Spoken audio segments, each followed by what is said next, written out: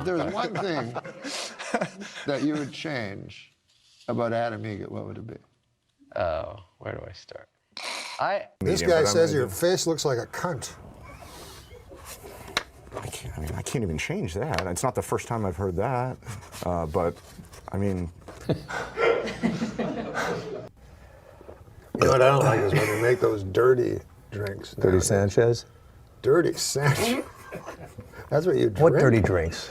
No, they say like pink pussy, like the pink pussy. You don't have to be dirty, but the guy doesn't realize there's a TV camera aimed at him. This is like your little brother. God damn, man. You have such control. And this morning, Adam Egget. Oh, is that your name? Fucking change it. The latest Adam Egget telling a joke. The latest Archie comic shows gay character Kevin kissing his boyfriend Devin. Another barrier will be broken next month when, in a dream sequence, Jughead will be show fisting Betty Crocker. God damn, you're illiterate. It's a show fit. No. Oh, you're right. Will be shown. Yeah, Will be shown. They forgot to write the end there. Why is it so different to find pornography about people in stable monogamous relationships? Why is it so what? Different. Different? Difficult. Damn. Start all over, and the joke still works. Oh my God. Michelle Obama has booked a cameo on the ABC show Nashville. Start again. Start again. All right. Kids today, I mean. You can't spell ABC. Wow. Michelle Obama has booked a cameo on the ABC show Nashville. With this and her appearance on iCarly, I think Michelle is ready to start appearing in films. May I suggest my favorite film series, Black Ass Fuckers? It's actually... Adam Egget told me something I didn't know. He said you worked with Red Fox on a variety. Yeah, I heard that. I'm dying to hear. I produced Red Fox variety. You told me he just worked on it. Worked on it? Well, that's, I mean, according to your What do you Wikipedia think I was, page. a stagehand, you douchebag? Worked on it? Did you do your notes? Lose the douchebag. He's talking about me. Well, we don't know if he's talking about He's you. clearly talking about me. He is talking about you. What's the deal with that fucking douchebag? Plus some douchebag, I don't know who he was, but I'd like to punch him right in the fucking face.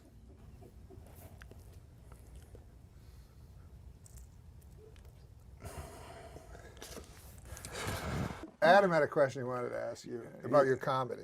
Yeah, I've been chomping at the bits to ask this one. I've been thinking about it all week. Norm told me to come up with some questions for you, and I've just been dying to know, where do you get your ideas from?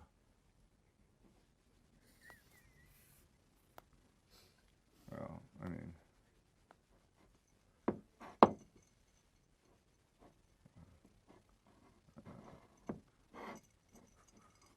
Nora Ephron walked off the show. Yeah. Right, and so did Sinead O'Connor, I think, right? I was there for that one, too. You were there for Sinead O'Connor? Yeah. It was Nora Dunn, by the way. Oh, no, I meant when Dice did it, Sinead... Yeah. Was that the same show? That wasn't the same show. No, she said she didn't want to do it because Dice was performing, so they had to get a different musical guest. This guy, hired this guy to ruin all the interviews? No, so how about this? Sometimes I'm beginning to worry about my short-term memory loss. That was the... Oh. Sometimes I'm beginning to worry about my short-term memory loss. Sometimes I'm beginning to worry about my short-term memory loss. That was it. I thought he was talking about his first Twitter name. I was like, that's a really long Twitter name. Real Ed McMahon over here, huh? Ed McBoy. What was your joke?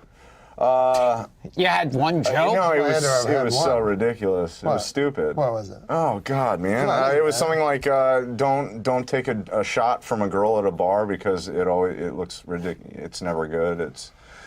I think the punchline was, is this a Care Bear cum shot or something? It was really ridiculous. I don't remember it. It was so long ago, but that was the gist of it, and that's why I don't do stand-up anymore. He can't even tell his own joke. I mean, I'm not a good, you know. Anything. Yeah, clearly.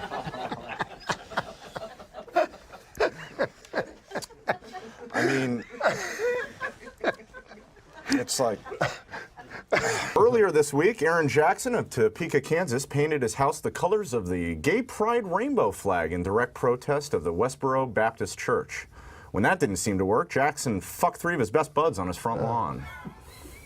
Homophobic. Yeah. Well, I think it shows Earlier he solidarity. was racist, and now he's homophobic. Well, I think of this. Former Tennessee Titans cheerleader Elizabeth Lee Garner, 42, is accused of pulling a 12-year-old boy's pants off and offering him oral sex. The boy refused her advances not because he was 12, but because he was a die-hard Colts fan. This is what I have to work with, you know?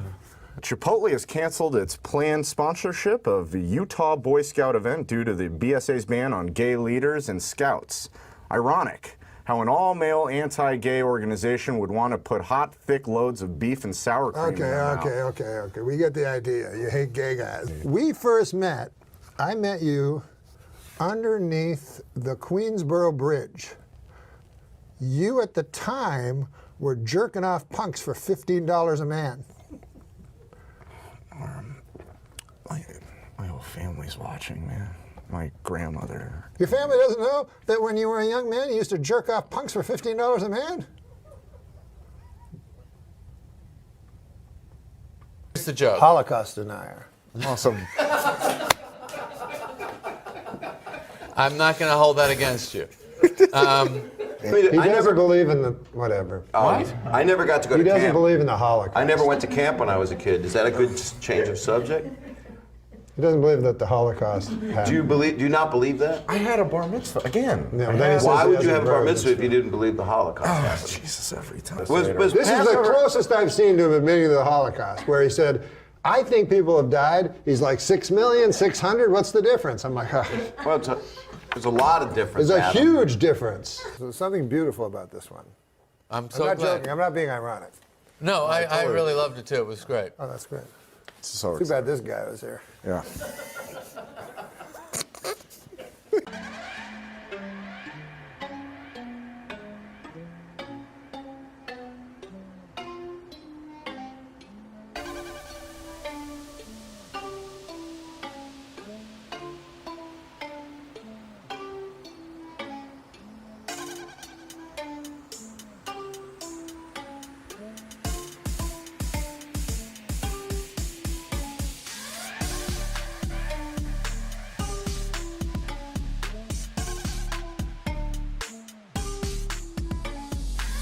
New medical research shows that men and women have different food cravings. Men preferring meat and women preferring sweets.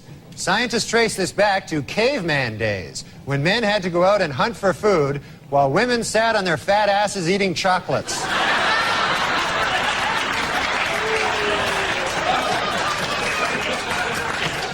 Last week, Duchess of York Sarah Ferguson visited the Big Apple and showed off her 14-pound weight loss.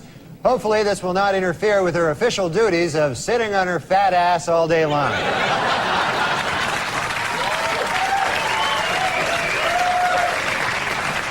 In what is considered a remarkably short period of time, the head of the Federal Advisory Board, Dr. Peter Mellman, has given speedy approval to a controversial new anti-obesity drug. It should be noted, however, Dr. Mellman's wife is a fat pig.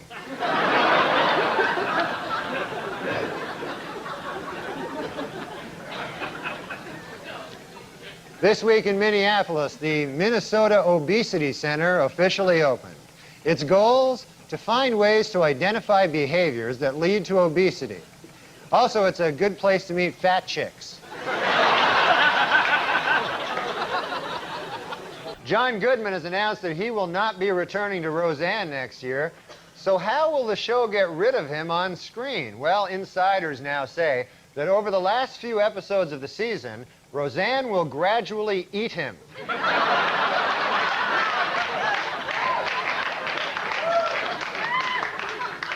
According to a controversial new biography, Elizabeth Taylor likes her lovemaking loud, rough, and frequent. Coincidentally, that's also how she likes to eat.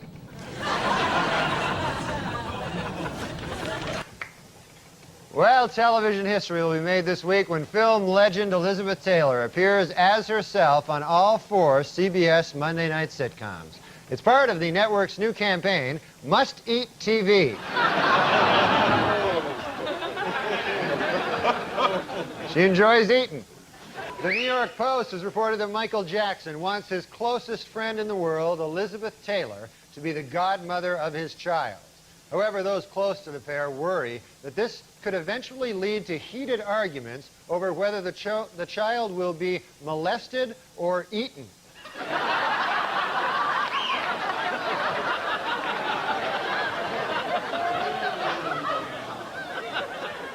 Yeah, Ricky Lake, you know, she really is an animal lover, though. She has 3 cats, 2 dogs, and a big ass that follows her around everywhere.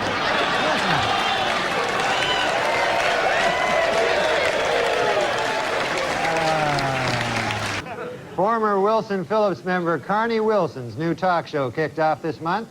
According to Carney, her show will be different from the others in that guests will be treated with respect and dignity. And then she will eat them.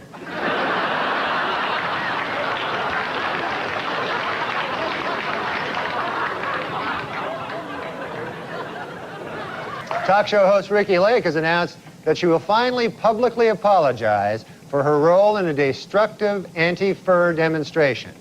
Then she will eat a huge can of frosting.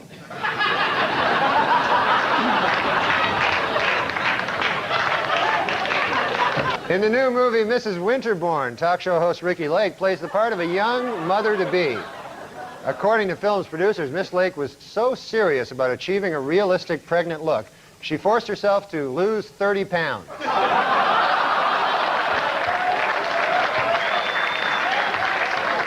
This week, renowned heart surgeon Michael DeBakey attacked the hypocrisy of Hollywood stars who oppose the use of animals in medical research and yet wear ribbons supporting the war on deadly diseases like AIDS. In response, animal activist Ricky Lake said, quote, "But the red ribbon diverts attention from my gigantic ass."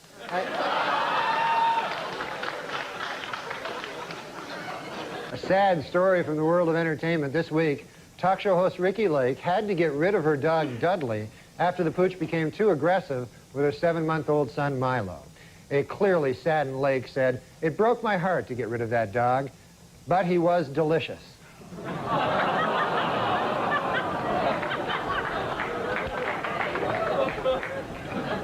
She ate a whole dog.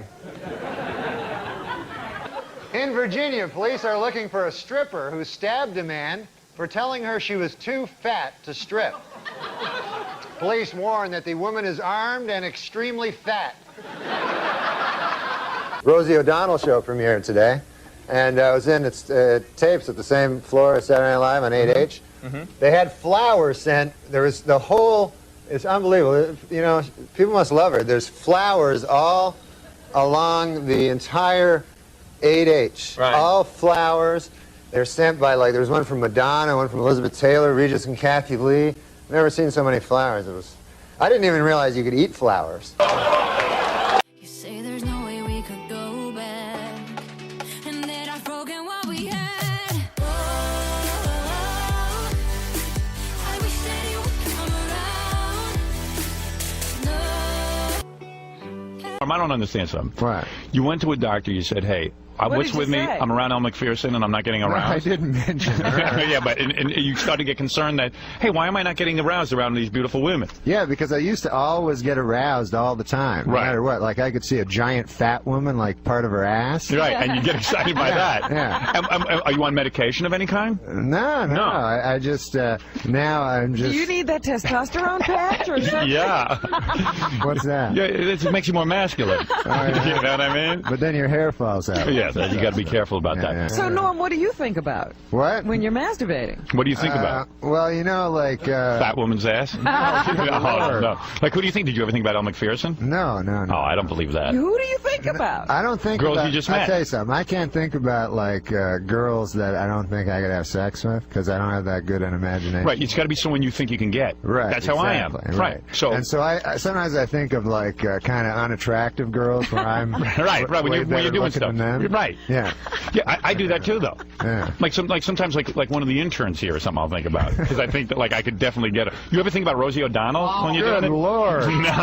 No way, right? Name some names. Yeah, name some names of who you think about. You know what Rosie O'Donnell would be good at giving? What? Really wide head. Oh, that's funny.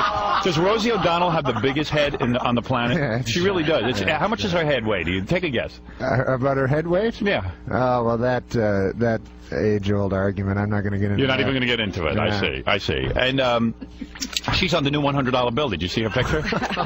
It's pretty wild. One time I did an impression of Letterman, right? And then I had to be on Letterman like 3 weeks later. So when I was on, I was like, oh, fuck, how am I going to deal with this when he brings it up, like, that I did an impression of him, you know? And then these fucking guys that are so close to Letterman, they're like, well, he never saw it. He's not going to fucking talk about it. That's not fucking Dave. There's no way Dave's going to bring it up.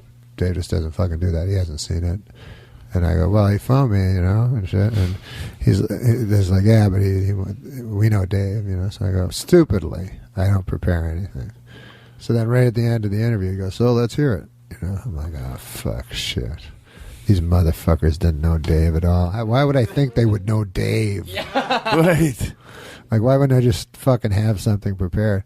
So I have to do the impression, like fucking just searching my brain for the right thing to say, you know what I mean? Yeah, they have... Not prepared. I could have did it right.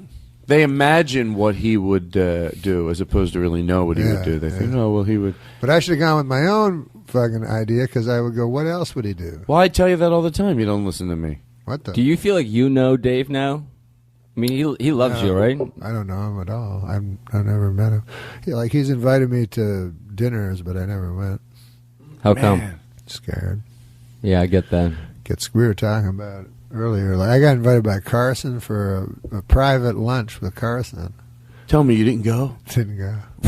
Because You know what? I used to do like a impression of Larry King doing News and Views from, he used to do News and Views, those little bulletin points in USA Today where you go like, if you see one movie, make it Mickey Blue Eyes, you know?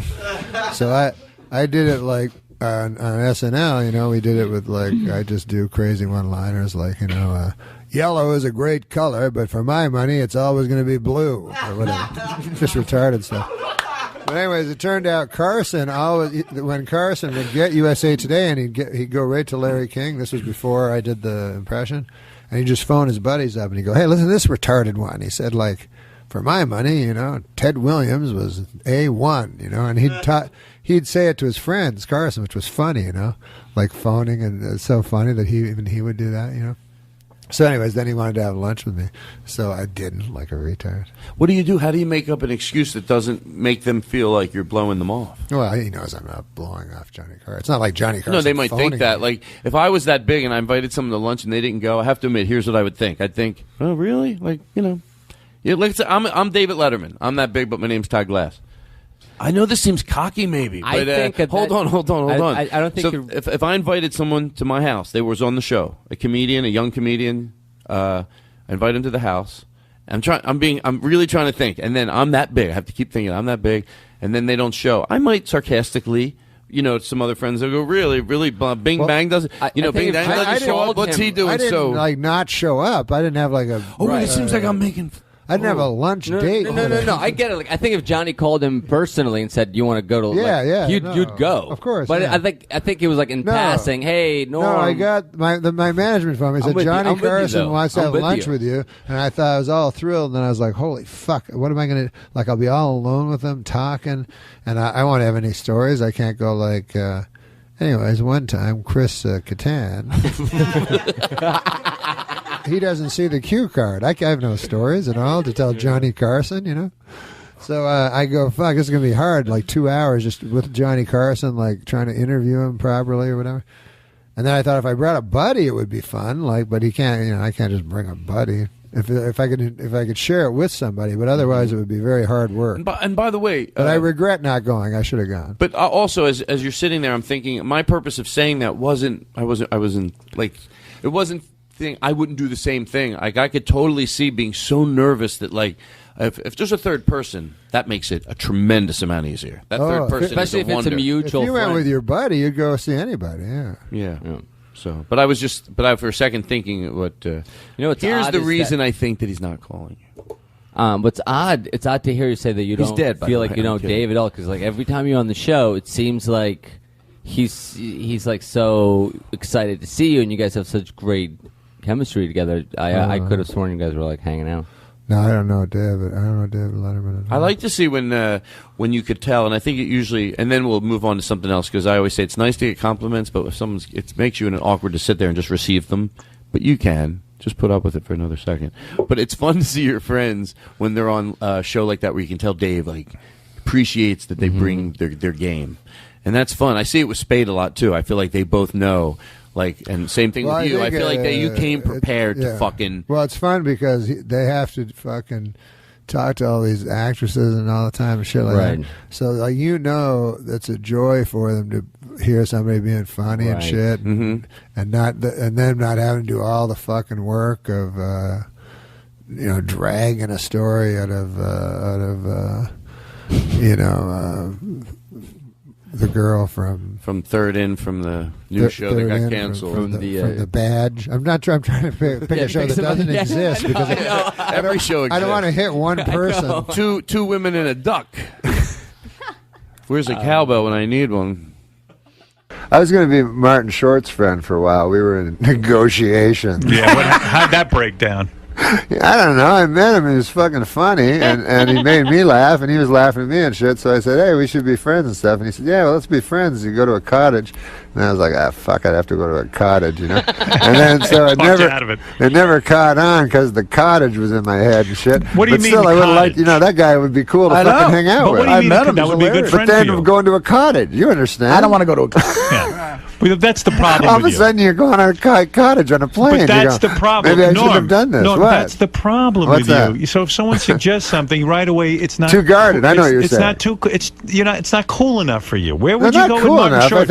I think Martin Short says, "Let's go to a cottage No, I'm and not hang saying out." that. I'm saying I think you're right when I said I'm too guarded. Like I'm not willing to do things. You don't want to be trapped in a cottage with Martin Short. The idea, I love the that idea part. of being friends with Martin Short is fun. The idea of being in a cottage with Martin Short and then having the pressure to talk and to interact with one another. Yeah. I understand. I'm the same way. Yeah. It wouldn't work out for you, Yeah. and it wouldn't work out for me either. But you go on that vacation. But maybe in with, another lifetime. Yeah.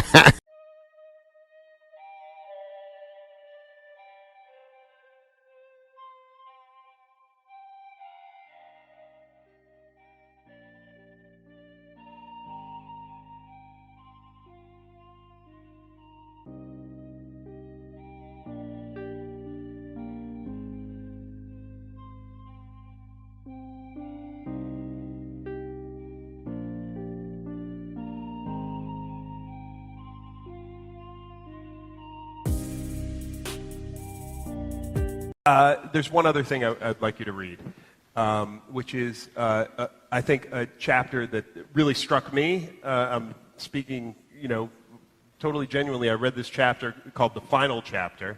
The final chapter. It's called The Final Chapter. It's not the last chapter. Well, of the book, though. but it's called The Final Chapter, and it's not quite as long. It's not a funny. I don't think it's funny. But you don't always have to be funny. We're in a house of worship. I know we are. But I love that chapter because I feel like... I was Jewish. You were. I am Jewish. Oh, you were? Yeah. Oh, I didn't know that. I was Jewish for what happened? 2 years. Well, I knew a rabbi. Yeah? I had many, many biblical questions when I was young, and they were never answered I was Presbyterian. They were never answered by my pastors and stuff. And then I met a fellow that was Jewish, and he introduced me to his rabbi. And so if I had a question, then like one time I had a question about the Lord's Prayer, and I said there was a line in the Lord's Prayer that said, "Lead us not into temptation," and so I thought that it was without God's ability to lead us into temptation, and I asked the rabbi the question. I said, "How could God lead us into temptation? It doesn't make sense to me." And he said, "I'll get back to you." And then you converted. They study, I went to... So can I set this chapter up briefly? Sure. Okay. So what I love about this chapter is that it, to me, You talk about facts and truth and on, but this is a very true chapter to me for some reason, even though it was ghostwritten, right? So I would like you to read it for everybody. It wasn't really ghostwritten. Yeah. Okay. Was that what you were going to say? I wanted to say something better, to be totally honest. I'm still kind of moved by, I mean, you read this tiny white coffin thing, and we're all laughing, and then you go, oh, that kind of happened. I mean, that's very... But what did you like about that? Start again. Okay. I just find in that chapter, it's so rare for people to be so aware of their place in life, and so self-aware, and to be actually able to... Well, I was forced to, during writing of an autobiography, which is, it's your life, I was forced to ask myself questions and find out if I was happy or unhappy or content or malcontent or... So anyways, this is what I came up with. Yeah. There is the way things are, and then the way things appear. And it is the way things appear, even when false, that is often the truest. If I am remembered, I will always be, if I am remembered, it will always be for my 4 years I spent at Saturday Night Live, and maybe even more than that, by the events surrounding my departure from that program. As long as SNL exists, then so do I. When people come to see me do stand-up, it is because somewhere in their memory, I live on SNL, dressed as a young Burt Reynolds, insisting Alex Trebek refer to me as Turd Ferguson. And they come to see me, and I am old and fat, and I don't mention SNL, and I do my answering machine joke that always does well. And they are happily disappointed, and after the show, they stand beside me and take pictures, the way you would with a donkey at the side of a road.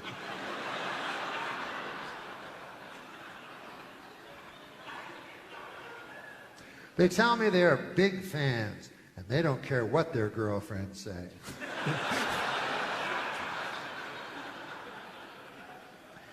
They understand me, even though they know good and well that no one else does. I'm dry, they say. The next time I come to their town, they do not show up. It can be difficult to define yourself by something that happened so long ago and is gone forever. It's like a fellow at the end of the bar telling no one in particular about the silver medal he won in high school track, the one he still wears around his neck. The only thing an old man can tell a young man is that it goes fast, real fast. And if you're not careful, it's too late. Of course, the young man will never understand this truth. But looking back now, I can see that my life since SNL has been a full sprint, trying with all my might to outrun the wolves of irrelevancy snapping at my heels. But it has all been in vain, of course. They caught and devoured me years ago. But not completely. Lorne would see to that. My foot would still make a vague imprint. Myself would still cast a faint shadow. And years later, I would write a book. And not only write it, but be in it as well.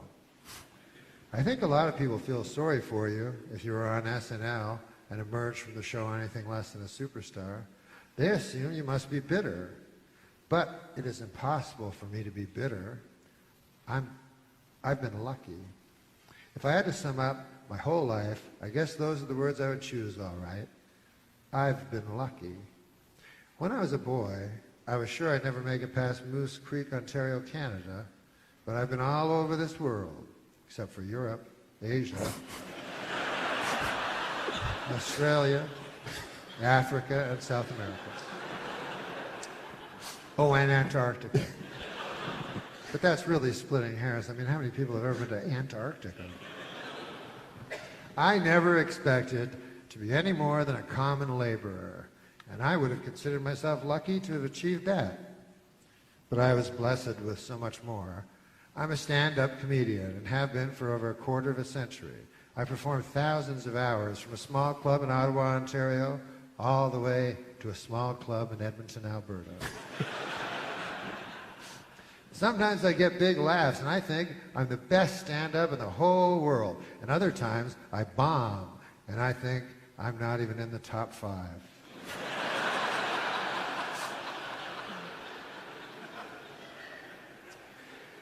Before I was famous, I had a whole bunch of jobs where all I needed was boots. People would look right past me in the street, or if they did look at me, it was with a mean look. But when I got famous, people would look at me and smile and wonder where they knew me from. If they flat out recognized me, they'd laugh and dance like they'd won a prize. And I'd just stand there and smile and feel warmth from their love. So, the fame made the world, which is a real cold place, a little less cold. And as for my gambling, it is true, I lost it all a few times. But that's because I always took the long shot, and I never came in. But I still have some time before I cross that river. And if you're at the table, and you're rolling them bones, and there's no money in playing it safe, you have to take all your chips and put them on double 6, and watch as every eye goes to you, and then to those red dice doing their wild dance in freezing time before finding the cruel green felt. I've been lucky. I need your love. You free my mind. I need your love. Yeah, you free my mind.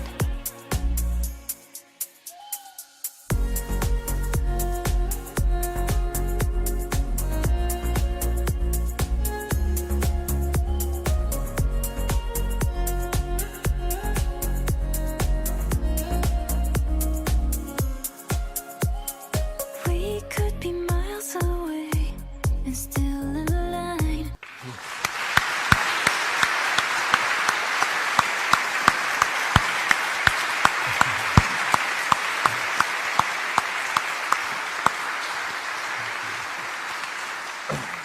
Beautiful chapter. and Thank you it's- for clapping like Yeah. that. It makes me feel nice. Here, Adam, do a joke. All right. A good name for a dog is Syndrome. That then when he tries to attack someone, you can yell "Down, Syndrome." Don't laugh. It's not. I apologize. I mean, it's yeah. That's like a It was a joke. little insensitive, I guess. Some of the 200 Nigerian schoolgirls kidnapped by extremists in Nigeria have been forced to marry their kidnappers. And worse than that, they've been forced to laugh at their husbands' stories, even after hearing them for the umpteenth time. You know something? Yeah, I know. It's but very we don't have hard to make a joke about those girls who I are kidnapped. know. When I hear about those things, that It's is one of the terrible. worst. You know, And yet you got a big laugh out of yours. Yeah, I'm sorry. I got. Now, as an old-timey broadcaster, do you have other old-timey broadcaster friends? Well, they did. You know, Who when would I- they be like? Tom Snyder, was he a radio, I old knew radio Tom guy? well. Sure. Arthur Godfrey was one of my heroes. Red Barber, the Dodger announcer. Yeah. I lived for radio and then television, and Mike Wallace was a great friend. I love Mike. He did me on 60 Minutes, and it was really great. They were very laudatory. And he said to me, "We were so good to you, I'm going to kill the next 3 guys we do." Mike was a grand guy. I said, he had dementia at the end. And that's funny to you, huh? You know, McDonald, I want to tell you. No, it's a very odd thing to I know say. if you're looking to broaden your horizons, I don't think it's wise to laugh No, at because you someone just who said- had dementia. I'm not laughing at that. I'm laughing that you said. He was you the best. just said. I loved him. Mike It was Wallace was a sad. great guy. He had It was- dementia at the end. It has heavy-duty grilling grates. Why are you laughing? You think the grilling grates are flimsy? No. No, they're heavy-duty grilling grates. They deliver exactly what you need to achieve when you need to achieve that perfect steakhouse flavor. Why are you laughing? You're making a mockery out of the man grate. I'm pretending I know who Albert Gray is. I didn't. No, Albert Fish. Oh. You're a New Yorker. So anyways, he was a child rapist and cannibal, as I explained. When he says child rapist, you try not to laugh when he looks at you. Oh, come on, man. It's not funny. I know it's not, but I know you want people to laugh. Fish chose his victims. He only chose victims who were either mentally handicapped. Now, don't laugh at this next part, please. But you know he wants you to, right? No. If you laugh at this next part. Okay. And I'm not Fish chose victims who were either mentally handicapped or African American. Oh, come on. Why would you think that's funny? God damn, Fred. Jesus Christ, that was the worst part of the story. But why do you think he did that? What would be the explanation? Why would he only attack? Why would his victims that he chose only be either mentally handicapped or African Americans? Because people in those days didn't care when those people were vanished. You're thinking like Albert Fish now. And prostitutes. That's why they kill prostitutes. Exactly. Nobody really cares about prostitutes. But you're exactly right. That's why Albert Fish killed only mentally handicapped and African Americans. What about, okay. I thought you'd laugh at African Americans again, that they were. No, because I know him. I know he'll do something. That's outrageous. Well, it's kind of outrageous.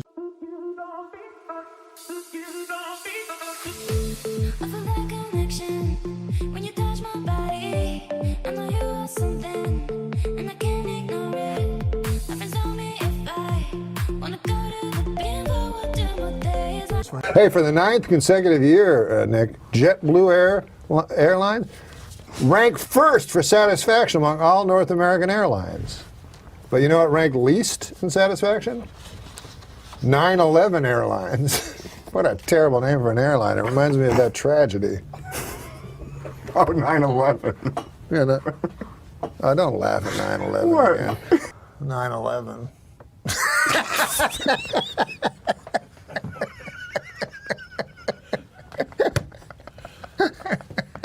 I tried to tell him not to laugh. Adam. I know. I walked through blood and bones in the streets of Manhattan trying to find my brother. Jesus. Yeah, he was in northern Canada. Do you want to hear my impression of the That's going to be you if you don't lose weight. You want to hear my impression of the 9/11 call from Johnny Carson? The 911 call. Yeah, I'm sorry. Yeah. But 9/11 was a national tragedy. Yes, it was. Why'd you laugh at that? You said it. Johnny Carson died at 80 years old. Okay, Johnny Carson died at 80 years old. Would you like to hear my impression? Were you in New York when the Twin Towers fell? No, I was in Los Angeles. Well, either way, it was a national tragedy. It was. Yeah, I know. 9/11.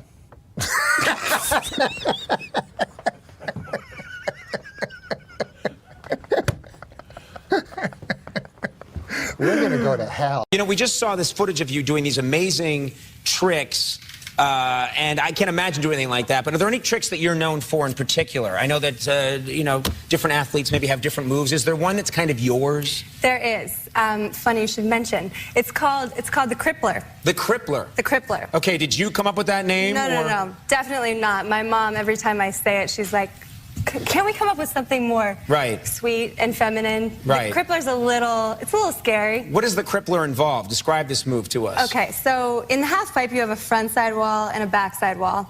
And the Crippler is done on the front side wall. And you're spinning, well, regular Crippler 540 is 1.5 rotations, and you're also doing a backflip at the same time. So spinning, flipping, that's Crippler. Wow. Okay, have you been really badly hurt doing this one or no? Well, it took me a long time to figure out how to do this trick. Right. Multiple black eyes, landing on my butt a lot. It took a little while. Okay. Being crippled? No. I didn't. No. I should have warned you about him. I know. He's going to be here the whole time. Kelly. I love Kelly. Gretchen. Yeah. I mean, I love Gretchen. Yeah. No, you want me to say why I said Kelly? Because I was just on the phone with a girl named Kelly. But I'm telling you about this girl named Kelly. She couldn't do no Crippler. 1440. Yeah. You ever do a 1440? No. Oh, sorry. Yeah. What's the most you've ever done? 900. 900 is That's huge. pretty good. That's pretty good. Yeah, 900 is what? Andy, I may ask you to take Norm for a walk. Oh, okay. Just around the parking lot. Now, Norm, in his own way, brings up a good point. Right. Which is there's crazy terms that you use in this snowboarding, Yeah. right? They don't just say it's the crippler is one of them, but give us some examples of some of the terms people use. Yeah, so there's, everyone loves to talk about this because the snowboarding lingo is just a little out there. But we have, like, in snowboarding, style is really important, and where you grab your board, it's really important. And so there's some crazy names for grabs, like the chicken salad grab, the roast beef, Japan air, stale fish, slob air. Do they mean, I mean, is there a reason for those names, or are they just randomly, you're just throwing stuff out like the flosser and the, you know, the onion stew? I mean, you're just throwing stuff out there that has no relation to anything. You should come up with a Jub snowboard pie grab. and gob gob. Yeah, maybe if you want to come up with, like, where to grab it and then call it something, and I'll bring it out. Oh, what about the contest? like? Now, here we go. Here we go. No, she asked, but I like that crippler. Yeah. What about the long-suffering death? Oh, that's a different one. That's different. She didn't ask, technically. Yeah, I did. I don't think that. You're headed into your second Olympics. I am. You excited? You must be. A quick question. Good I'm sorry. God. I'm sorry. When I pick up the blue why card. is it that in some sports, like beach volleyball or snowboarding, the women are breathtakingly beautiful, and you would think they would be big, you know, like big. You think they'd be big monsters of ladies? Why would you think that, though? Well, like softball. We can't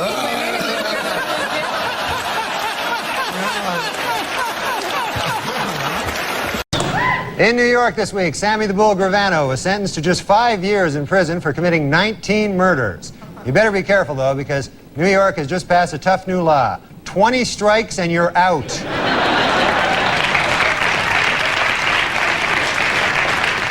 Visitors to New York's Times Square this winter are in for a bit of a surprise. Crazy people will be shooting at them.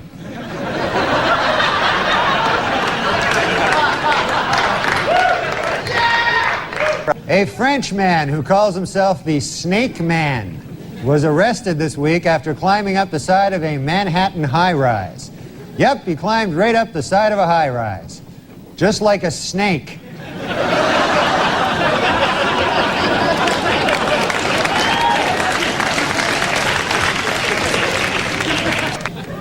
Newly elected Governor George Pataki says he wants to bring the death penalty back to New York. First up, Mayor Rudy Giuliani. Well, more bad news for Governor-elect George Pataki. An audit reveals that due to years of lax security, New York's reservoirs are, quote, 90% urine.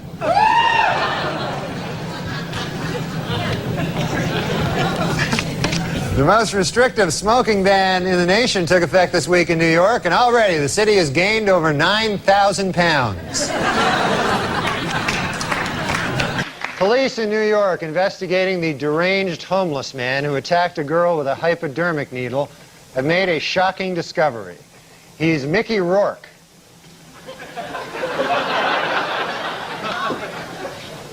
Well, New Yorkers were asked in a recent survey what they thought of the new slicked-back hairdo Princess Di displayed on a recent trip to the city. 38% of New Yorkers approved, 45% disapproved, and 17% said, "You stopped me for this? Now I'm going to shoot you."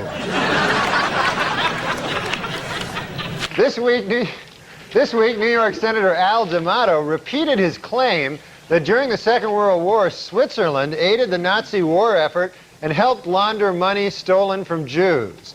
These charges are the result of a lengthy, thorough investigation by the senator, which proves, quote, beyond a shadow of a doubt, that New York has lots and lots of Jewish voters and no Swiss voters. On Tuesday, New York City Mayor Rudolph Giuliani cruised to re-election with 57% of the vote. The mayor credits his victory to strict enforcement of quality of life ordinances, while loser Ruth Messenger blamed her defeat on low voter turnout by aggressive panhandlers and squeegee men.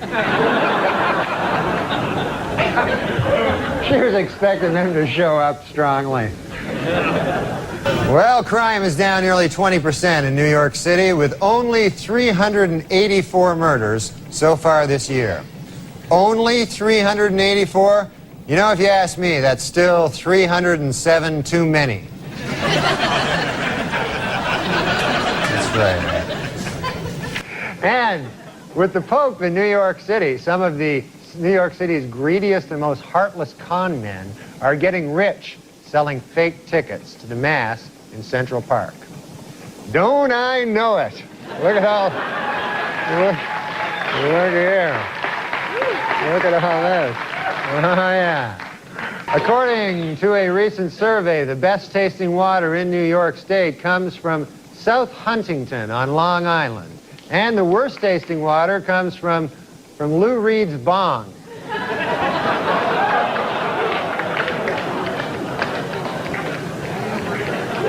Finally in the news, what is America's most honest city?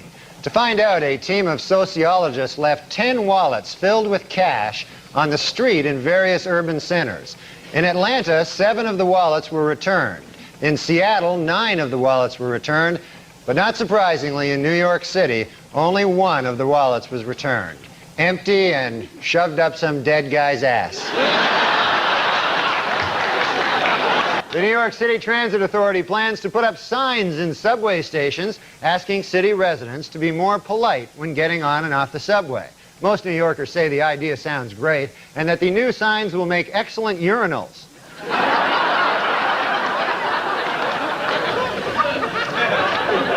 Basketball superstar Michael Jordan has scored a slam dunk with his new men's fragrance, selling 1.5 million bottles of Michael Jordan cologne in the first 2 months. No, the scent does not smell like Michael Jordan after a game. It smells like Patrick Ewing. So it smells good. Well, after a 15-year absence, the New York Yankees are back in the World Series.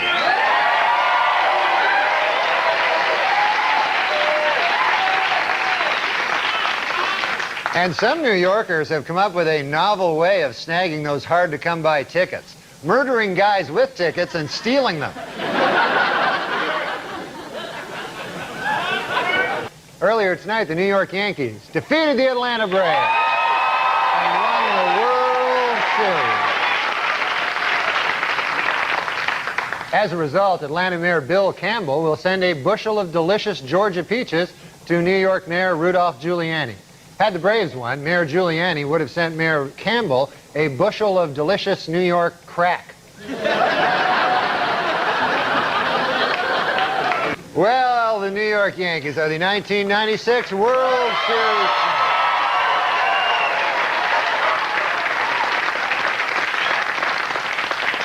And this week, 3 million Yankees fans gathered on the streets of New York to honor their heroes.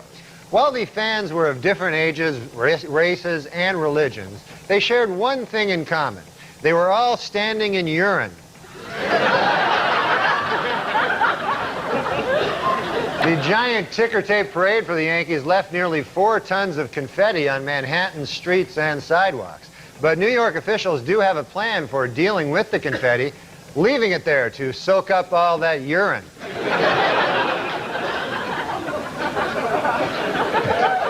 The New York City Taxi Commission named the 10 worst cab drivers in New York City.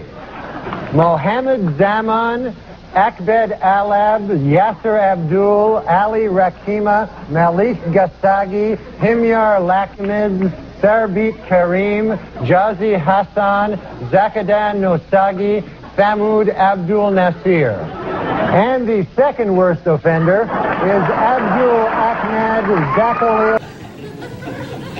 This week is Taxi Cab Appreciation Week, so to all you taxi cab drivers out there, I'd appreciate it if you'd take a shower once in a while. How'd that go?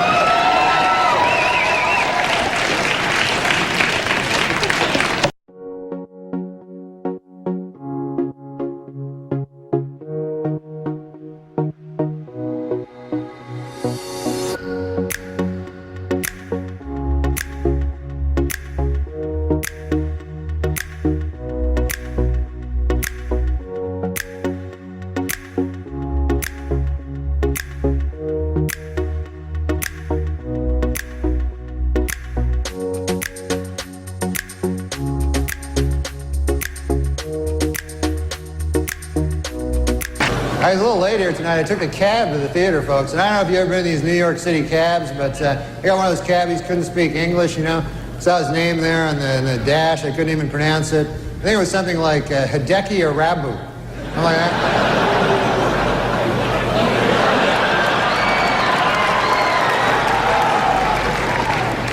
Arabu's been having some trouble, man. They fired his translator. Steinmeier fired his translator. And people see that as cruel, you know, but I don't know, you know. I mean, if you're not doing well in Yankee Stadium, you know, do you really need a translator? Do you want that, you know? You know?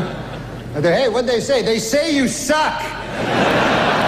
You should go back to Japan, you dirty foreigner. Okay, I got it. I'm trying to pitch over here. Everybody's bringing up these licenses for illegals and that they need to have them. And my question is, where are they getting the license plates? Obviously, we're letting them register vehicles without licenses. And in this day of car bombs and stuff, I don't know if that's a good idea. Thank you, Dan from Boise. Norm, what's your feeling? Well, I know that the New York Governor Spitzer, I'm trying to get to learn things, but he doesn't want to issue licenses to illegal immigrants, you know, and I don't know how the hell you're going to get a cab in New York City anymore. I mean, it's hard enough, you know, for me especially, as a black man. When I first met him, he was in New York under the Queensboro Bridge jerking off punks for $15 a man. Oh my God, that's not bad. Steady work anyway. But you picked a bad bridge. Queensboro would have been better. Well, it was. Not Queens. It was Queensboro. Oh, I thought Williamsburg. Yeah, I mean, times have changed. Yeah, Williamsburg, yeah, it's been gentrified and everything, yeah. And this guy used to jerk off punks under the Queensboro Bridge, $15 a man. I robbed a couple of punks under there. Oh, you did? Yeah. You ever look familiar. Were you in New York when the Twin Towers fell? No, I was in Los Angeles. Well, either way, it was a national tragedy. It was. Yeah, I know. 9/11.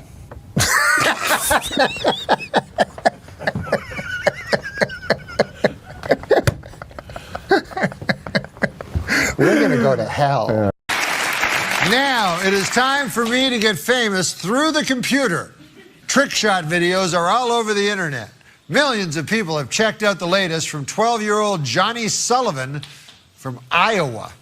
I'm going to try to hit the jug off the pole blindfolded.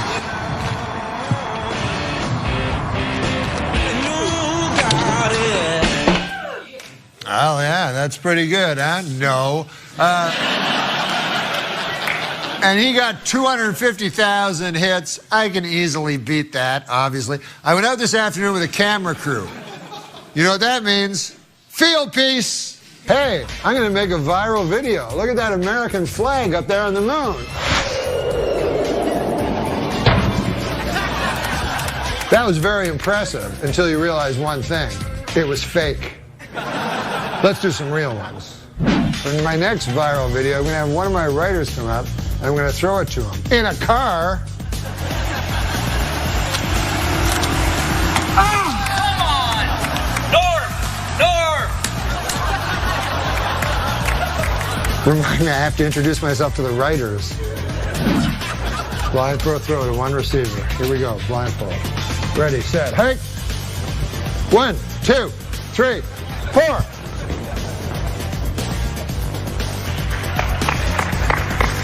YouTube, call it MeTube. There's two important things to a trick shot. One, the trick shot itself, and two, the thing you say right after. Would you like a receipt with that? Bury me in baking soda. I'm on fire. Did it go in? It's about time. It's about space. It's about two men in the strangest place. Yeah! My best catchphrase combined with my worst throw. Move over, baby with infectious laugh. Oh no! Oh, baby with infectious laugh will still be getting many more hits. Well,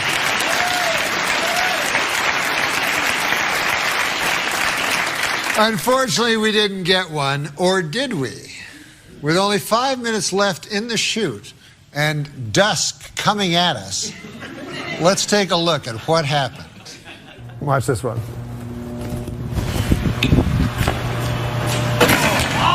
I bet you weren't expecting that one, God.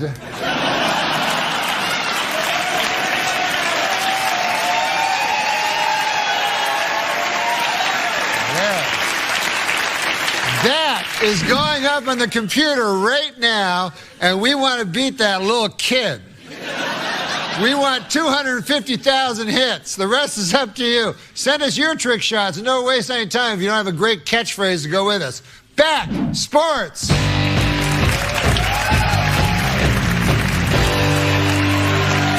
You say there's no way we could go back, and that I've broken what we had. Oh, I wish that you would come around.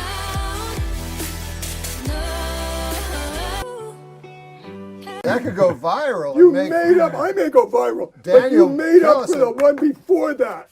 That goes viral. Daniel Kellison makes a lot of money. Off of my idea? Yeah. Oh, really? Yeah.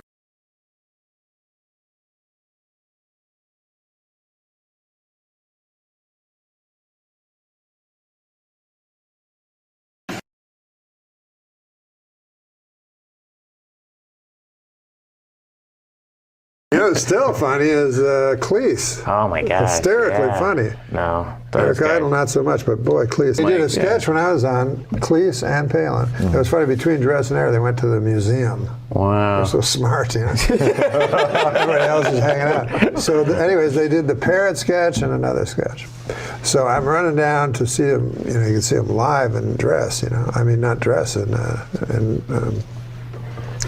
Yeah, I think because people either didn't know it or they knew it so well, it was like, cool, oh, they're doing it. I heard Lauren introduced me to Michael Palin once, and I felt, it was like the Bill Murray experience, where I'm like, everything I do is just like, you're, like I saw you at 7, you know, like what do you say? And I was just like, hi. Michael Palin, please don't applaud, we're short on time. Thank you. And I'm John Cleese. One of my ex-wives died, you know, that it was very sad because it was the wrong one. I tell you, until I met my wife, I always felt incomplete. Now I'm finished. My mother will be in a car and we'll be driving and she'll go, Ralph's. She'll just read words on building. I'm 79. Yeah. You're 79? I don't look it, do I? No, because my mother's 79 and... She looks old. Maybe that's the way it is with ladies and men. I'm 79. Yeah. You're 79? I don't look it, do I? No, because my mother's 79 and... She looks old. Maybe that's the way it is with ladies and men. New songs on the radio sounding fake. Prince and Genesis were better anyway.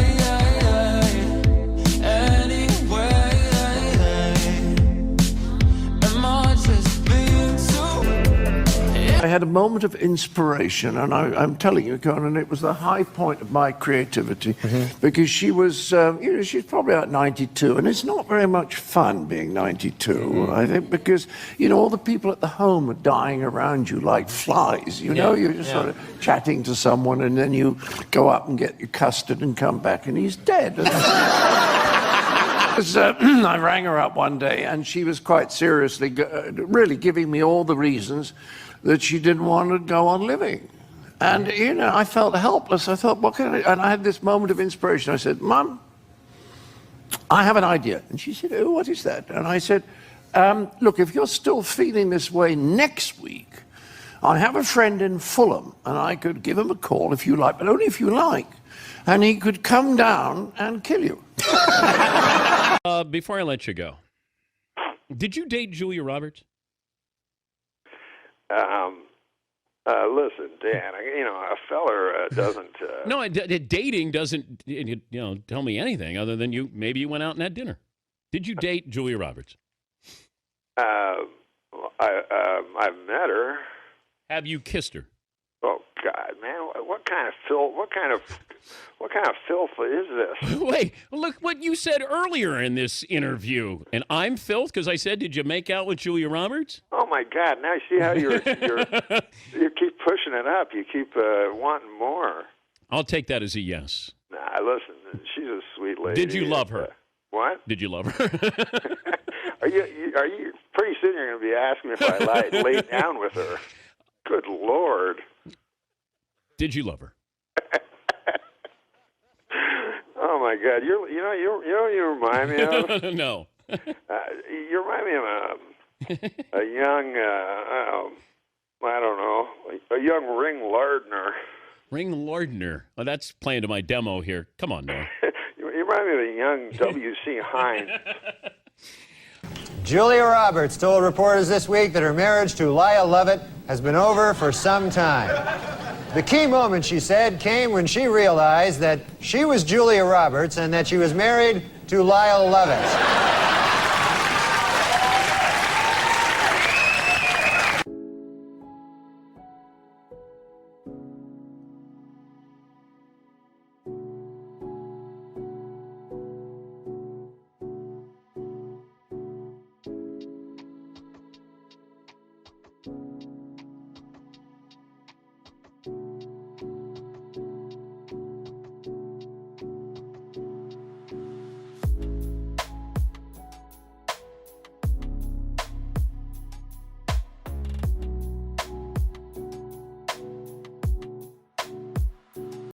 You used to get stage fright, is that true? Yeah. Bad stage. How'd you get panic over attacks. Xanax. No, I had incredible panic attacks. Now, panic attacks are different than anxiety attacks. Anxiety attacks you just get very nervous. Panic attacks, impending doom. You actually think you're going to die. So I went one time. I had a panic attack immediately before Update, where I was doing live TV. So you can see it, if you look it up. And I'm just talking real fast, as fast as I can, because I want to get off, and just rushing through the jokes, and nobody laughs because I don't even let them. And then afterwards, Lauren was like, "What was that?" I was like, I was trying something different.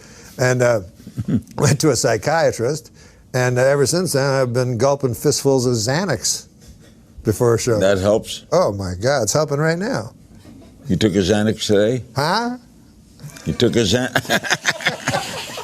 He goes to a psychiatrist. Have you ever gone to a psychiatrist? Yes. What do they tell you?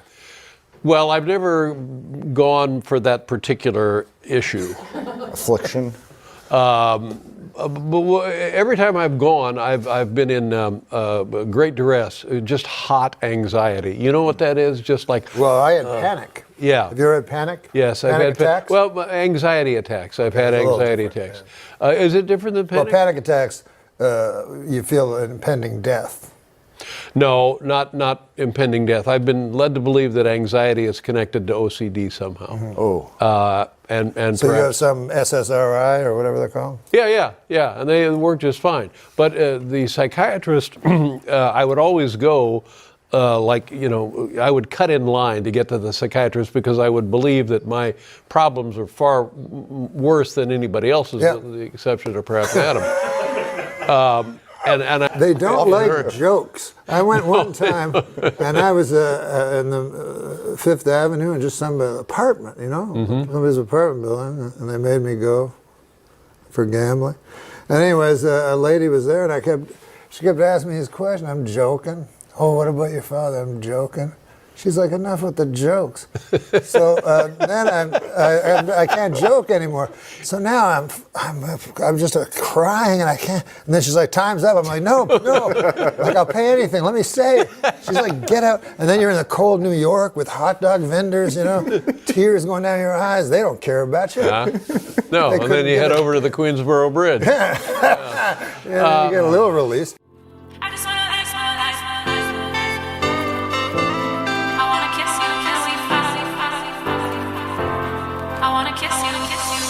You told me that we should go our separate ways, but now you're back. Live my life without. I stumped a fucking psychiatrist once. I said to the guy, because I was fucking gambling all the time, shit, right? I had a gambling addiction. I'm over it now, but shit. But he said, I bet you're not. That's a good one. He almost lost everything. Never met Chip. Yes, Chip Chipperson is very funny.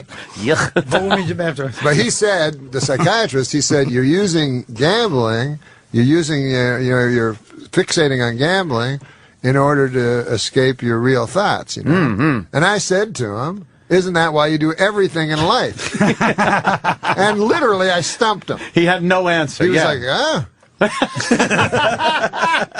and then he recovered and tried to make it. But isn't that why you do everything? Yes. So you're not sitting at home just thinking about what was what's your, really going to happen to us? where it all ends? Yeah. My first time I ever went to a psychiatrist, when I was a boy, I went to a psychiatrist in Vancouver, British Columbia, and I went 4 times. And I didn't go the 5th time because he committed suicide. Wow. So I read in the newspaper, all kinds of problems this guy had. You know, he was in debt and embezzling and all this. And all I kept thinking was I wasted like 4 hours of his last life complaining about how I couldn't find a house. Yeah, I wouldn't blame yourself for this. No, I don't. No, as long as we can have a good laugh about it now. That's all that counts, really, if you look at it. Hey, did you see the filth out did you there? see the Kramer thing? Oh, I did see that. We could look at that right now if we wanted to, but we don't have to Makes look me at that. laugh. Yeah. Does that make you laugh when you see that? You've makes me laugh. You've done stand-up. I know Michael Richards. You do? Okay. And he's no racist. He's not a racist. And when you say something like that crazy, it can only be a joke. You know what I mean? He was out of his head element. He didn't know what to do. Yeah. But there's no way that a guy who's racist screams it at the top of his lungs. You know what I mean? Well, certainly, I don't think he was anticipating the fact that a cell phone could have been putting this onto CNN as he was saying it. I think he was right. thinking, He wouldn't do it on the Craig Ferguson show. Right. Maybe on here, though. We could maybe to get him on here to recreate that rant. I don't know. Up here in front of the brick wall. You know what I read today? Yeah, in the what? Inquirer that Michael Richards was attacked at that pink yogurt place. Oh, he was attacked? Yeah. Well, that's another thing that's sort of scary is, first of all, Mel Gibson has a career that he could hurt. Michael Richards doesn't really. Wait a minute, Norm. I believe Super Dave was going to tell a joke there. I'm kind of. I'm sorry. I thought it was really No. Well, it seemed to me that he was going to say something because he didn't. He wasn't being serious. And then you said some. Super Dave, was there a joke there? No, Norm. No. I was telling the truth. Okay. That I read where he got these punk kids ran at him and slammed his car and everything, tried to turn it over, and he ran away. Right. Yeah, because I'd be very frightened because like. Mel Gibson, if you make fun of Jewish people, then it's not like you're in danger. But what? If you're driving around, you heard him. Oh, hey, here's the thing, and I'm going to say it again. Here's a very funny thing that happened. Marlon Brando, remember, said that Hollywood ran. The Jewish people ran Hollywood. That's right. Yeah, but Marlon Brando. And then he had to apologize. Marlon Brando. And they let him work. Anything. Marlon Brando lived. Well, listen to Norm MacDonald and Super Dave argue about the Jews. Marlon Brando lived behind a cardboard cutout. What? He lived behind a cardboard cutout. He was 900 pounds. So he could basically say anything. No, but don't you think Michael Richards would be kind of in peril? And well, but I don't think he had a career. No, I'm saying just physically. Hey, did you cut us off? I didn't. Are we just talking? Yeah, you guys. We're not even on the radio. You haven't been on for the last hour, but that's great. So great. I haven't talked to Norm in about 3 weeks. Jonathan, don't you think that Michael Richards may have his life sort of in danger? Yes. No, I would move to either Tucson or Idaho. Yeah, or Wisconsin. Why, is Wisconsin good too? You know what I'm saying? Yeah. Yeah. You mean like just a shack in the woods or something? Or Yeah. Boston. He could move to Boston. Yeah. Stay hard. Yeah. Wait a second. No, wait. You know the joke about B.B. King's wife? No. You don't? No, I don't think so. B.B.'s having a birthday, so she wants to surprise him. So she goes to the tattoo parlor. She says, put a B on one cheek and a B on the other. So the guy does it. She goes home. B.B. comes home. She opens the door, bends over, drops her shorts, and says, surprise! He said, who's Bob? Oh, that's racist. There it is, ladies and gentlemen. There it is. The one and only Super Dave Osborne and his joke about Yeah, sell that to Michael Richards, man. Why, Wow. that's not a racist joke. Yeah, sure it isn't. Who's Bob? Yeah, you know, that's the way you want to broadcasting and stereotypes. 97.9 I tell you what, FM. let's do it this way. Yeah. Bob Hope's wife goes to a tattoo parlor. No, but you chose an African American. Well, but Bob Hope is dead. Yeah. Go ahead. And she says, put a B on one cheek and a B on the other. She comes home. Bob Hope comes home. She bends over, pulls her pants down, and he faints. Now, Bob Hope is dead. Yeah, I know. Bring me the body of the great Bob Hope. If he struggles a lifetime of a rope. If he smells a bit, wash him down with soap. Just bring me the body of the great Bob Hope. Bring Me the Body of the Great Bob Hope, another song by Super Dave Osborne and Norm MacDonald. They've collaborated together on a great new CD, Music from Dead People. Want to hear Guy something? comes home with a duck under his arm. Oh, shut Wife up. opens the door. Yeah. She says, where the hell have you been? He says, this is the pig I've been screwing. She said, it's not a pig, it's a duck. He said, I'm not talking to you. All right, that's enough. That's enough. Super Dave, Norm MacDonald. Why did you make her African American in that joke? Yeah, why did you say? You heard him because you're racist. He said you're racist. He said, why didn't you make an African American in your joke? That's what you like to do, don't you? Super Dave. Hey, don't you feel sorry for Michael Richards, really, though? All right, go.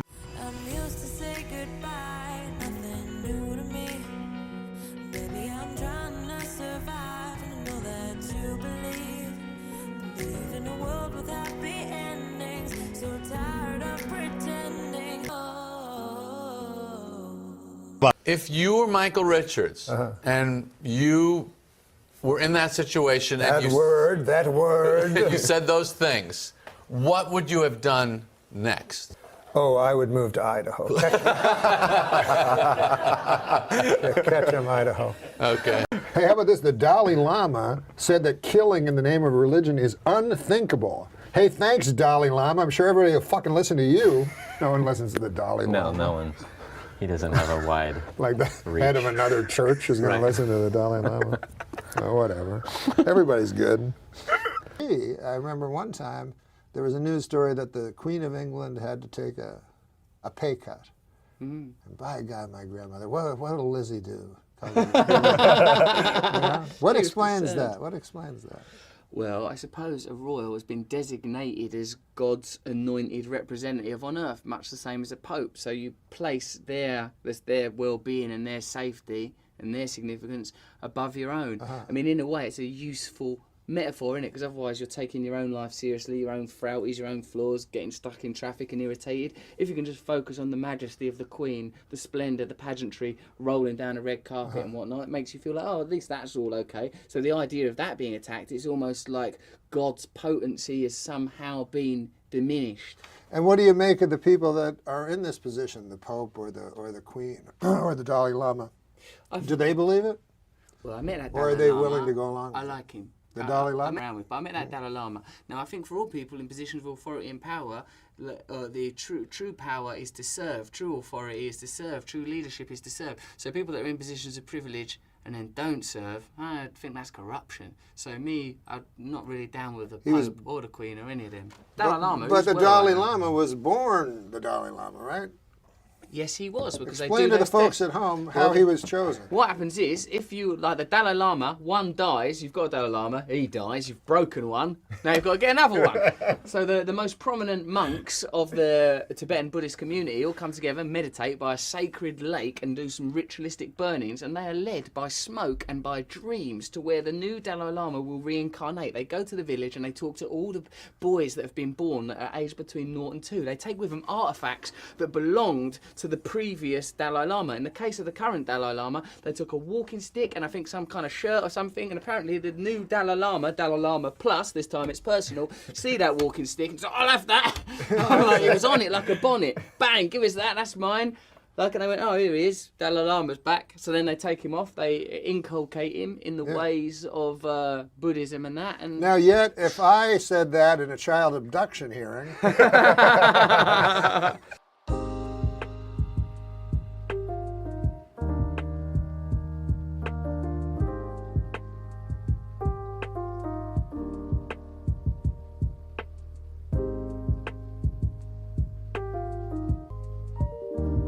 So did the Dalai Lama have something about him that was otherworldly or supernatural? he had an ethereal glow, I'll tell you that much, Norm. He was glowing right at me. So, like, when I met him, I thought, yeah, you could tell. He sort of, first as soon as I see him... glow a little. Well, that's because I'm working on my messianic undercurrent. This week, Norm MacDonald. Can I try an Adam Carolla impression? Yes. Yes. Let me try. Do whatever you want. I don't know if I can do it, but give me a subject that I can rant about. Talk about people that recycle or people that smoke Let cigars. me tell you something about. Is that what you said? What is it? He's almost like Andy Rooney. Yeah. Let me tell you something first of all about people that recycle. If you're 21 and you're still thinking you should be recycling, maybe it's time for a different sort of, right? Well, he'll have an opinion on the weirdest things, like crushed ice or the cubed ice. Go ahead, Adam. The what? The crushed ice or the cubed ice? Yeah. Well, the crushed ice guy is always the guy that's hanging around the island in the... Like, how could He someone... wants the crushed ice. Right. He'll all of a sudden have 30 minutes on crushed ice. It's something about it angers him. I'm not even making fun of him for The it. square ice is more like you get a tumbler, you put your ice in, and you're drinking. And the crushed ice? So, that's what it's almost like Andy ice Rooney. is like It's some almost kind like Andy Rooney improv. Crushed ice. And by the way, I don't know if you've seen Andy Rooney lately, but that guy with those kind of eyebrows should not be giving advice to anybody. I mean, that's every Sunday we go through this. It's like if I agree. I like, my favorite thing about Andy Rooney is he uses way too many examples. Give me an example. Can you give us he's like, Yes. there's a lot of cotton now Oh, and yeah, medication. Here's a bottle of an antipsychotic I take, mostly cotton. Here's another bottle of pills, something called the Leave. Let's open it up here. Mostly cotton. About 13 pills. Most people here would stop, but Andy, keep going. Keep going. You have to commit. Come on. Here's something called Tylenol. Another one called Advil. I got 35 of them. Here's the cotton. Here's the pills. You know. I can let him keep going. If he can keep thinking of things. One time he goes, we always use hand dryers in the bathroom, and then the highest production value is the clips they use in the few minutes with Andy Rooney. So he goes, we all use hand dryers. Cuts to like a video of a guy's hand under a dryer. Necessary? That's the I guys. don't think so. The guy's on B-roll. My headphones keep going in and out, but it's all right. How's your battery? It's If I meet one more chick that wants to become a veterinarian. He never said that, did he? No, that's the other one. Oh, okay. That's Corolla. Oh. That's sort of. Oh yeah, yes. First of all, if you want to be a veterinarian. I have a question for you. Yeah. Talk to Adam Carolla as Todd Glass is with us. The thing about Todd that always got me is he's one of those yellow shirt guys. Yeah, go ahead. Who did you want me to talk to him as? Colin Quinn. Oh, Quinn. Talk to Adam Carolla? Yeah. You know, who cares? Colin Crushed Quinn. ice. Cubed ice. I gotta listen to Adam Carolla now. He's gonna go off for an hour and a half. I always loved Colin Quinn because it was kind of like he just missed it. Missed what? He was really big, but kind of at the wrong time. Oh, this is Adam Carolla. Yeah, oh, okay. I'm very confused right now. No, Norm's a good guy. Adam Carolla. Oh, Jesus. I'm very lost right now. I'm not going to lie. It's okay. You know what? Just shut up. No, we get confused all the time. We did Death. Once you do Death on Family Guy, it's like everybody knows you as Death. You can be anything. You could build your life as like a heart surgeon, work on that for a while. Oh my God! I just put the. Didn't Adam Carolla take over for you as Death on Family Guy? Yeah, Norm did it first, and then think of it doing. That's right. I just realized that on Family Guy. It was 2 weeks ago. I was like, oh my God, that's Norm. Is that? If my questions are stupid, you just you give me a little forgiveness here. Is that fun to do? I knew it was gonna be bad. Shut up! Everybody, shut up! Come on! No one was asking any good questions. Oh man, it's a. Wait a minute. Let me try. It's a Mary. Come on, stop there. I said I practiced it. Are you dating? That was dating anyone? How's that going? It's the Mary Hart. Good question. It's the Mary Hart special. But I really wanted to know because that's my favorite show. I love Family Guy. I'm tired of people telling me I shouldn't like it. Wow. But who tells you that? Some people they go, which episodes you watching? The first ones, yeah, they're good. But then the people that love it, yeah. Okay. So is it fun?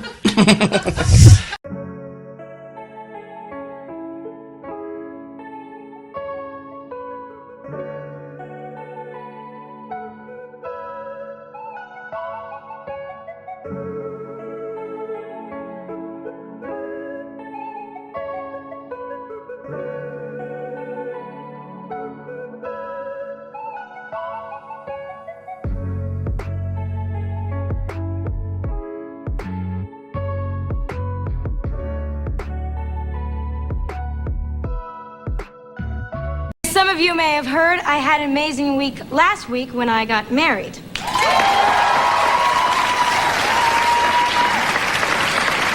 And I've had such a great time that I decided to let them show the video of my wedding. So here it is.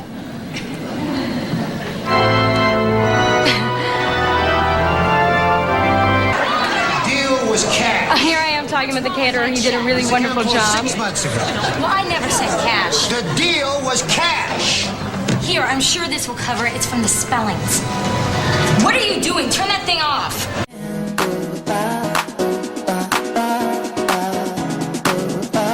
Connected to our senses.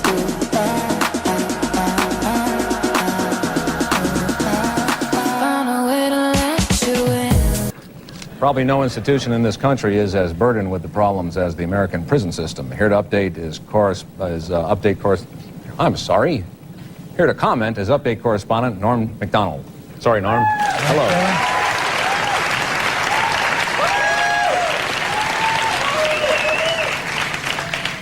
Thank you. You know, I've always been afraid of going to prison, and I was thinking about it the other day, and I realized that what scares me most about going to prison isn't the loss of freedom or the stigma or even the separation from family. For me, the scariest thing about going to prison is, it's the anal rape.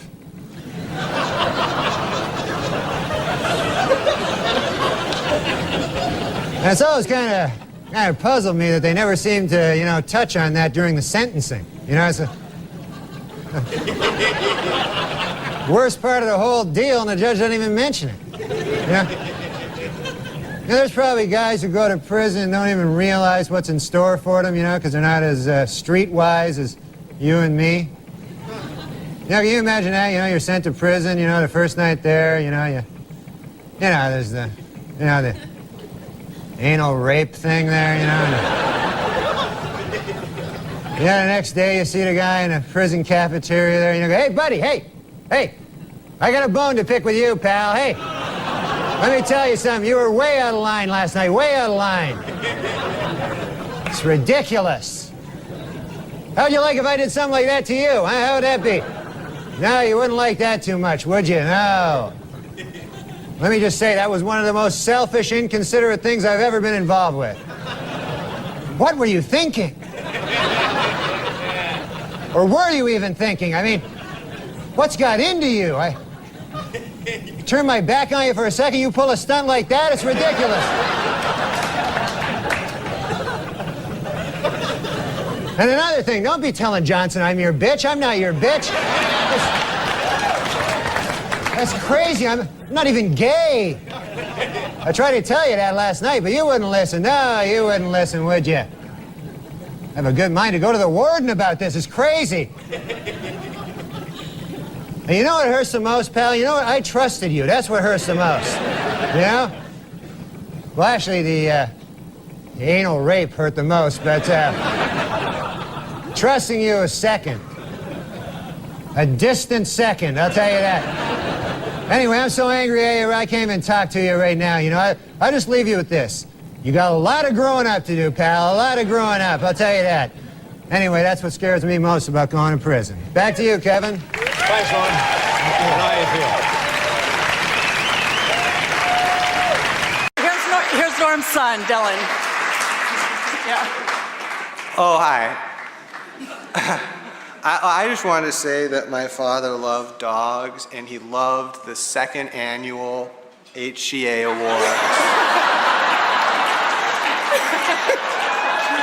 and that ever since he was a kid in the Ottawa Valley, he always wanted to win a second annual HCA Awards, and also to have a dog. Thank you. Remember, kids, a stranger is just a friend you haven't met yet. Unless he has candy, in which case he's probably a pedophile. So, maybe not that one. But I'm on a seafood diet.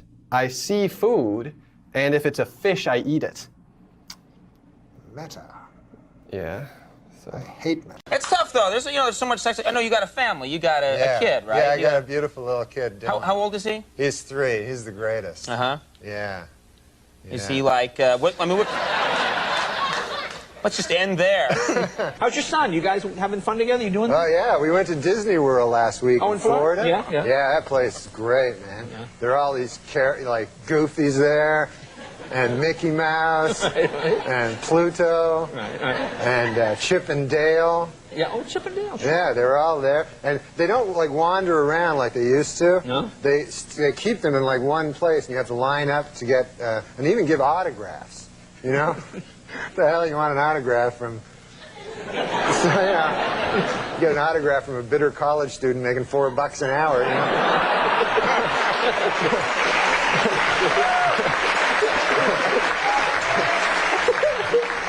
But I didn't stand in line. That was an hour line to get an autograph from one of these guys. So what I did is I got autographs from some of the characters that my kids weren't aware of that are at Disneyland. Like I got an autograph from Security Man Guy and Mr. Popcorn Stand. You know, they had a weird thing in that thing. There was a guy was taking a picture with his kid, and how Goofy was there. You know, or no, it was Mickey Mouse. Right. And Mickey Mouse was taking a picture with a little 2-year-old, and the 2-year-old's father was taking the picture, and the kid like slipped out of Mickey's hands and fell down. And fortunately, Mickey has giant shoes, so it protected the child from smashing into the concrete. Right. And it hit it. He bounced off the shoe, you know. And then there was bedlam. Everybody was like scared and everything, and everybody was worried and yelling. And meanwhile, Mickey has this big smile on his face. He doesn't know. You can't change his expression, you know.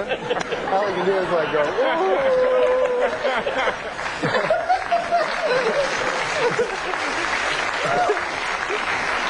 You have a son also? I have a son, yeah, a little older.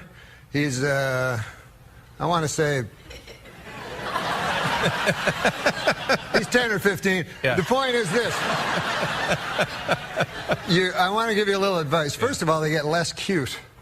Oh. Norm, I remember years ago you told me that you were there for the birth of your son, and I always remember this. And you said that was the most exciting thing you had ever participated in. Do you remember that? Yes. Yes. And then what happened? I took crystal meth. Find family great time. pleasure in my son being happy. Ah. How old is your son? He's, what, 10, 15? You liar! He's 6. He's a 6-year-old. You just about you had sex in the last 10 years. No, my son's 16 years old. He's 6. No, he's 16 years old. He's 16. Yeah. So is he a confidant? Do you call him and, do you ever share personal, trials and tribulations and triumphs? I would never do that to a child. He's 16. Well, I mean, As you have said, he can't be a child forever. When are you going to put the hard realities of life on him? Well, that's an interesting question. That is an interesting question because I actually have love for my son. Yes. Like deep, of course. deep love. He's your son. And so I don't want to damage him with the way you were damaged. With the harsh realities. I was damaged. Oh, no, I had a great... No, but I don't want to damage him with any viewpoints I may have because he's not ready yet for reality. I think children aren't ready for reality for a while. But I do tell them that education is pointless and things like that. What does his mother say? She thinks that he should go to college and stuff. Yeah. Yeah.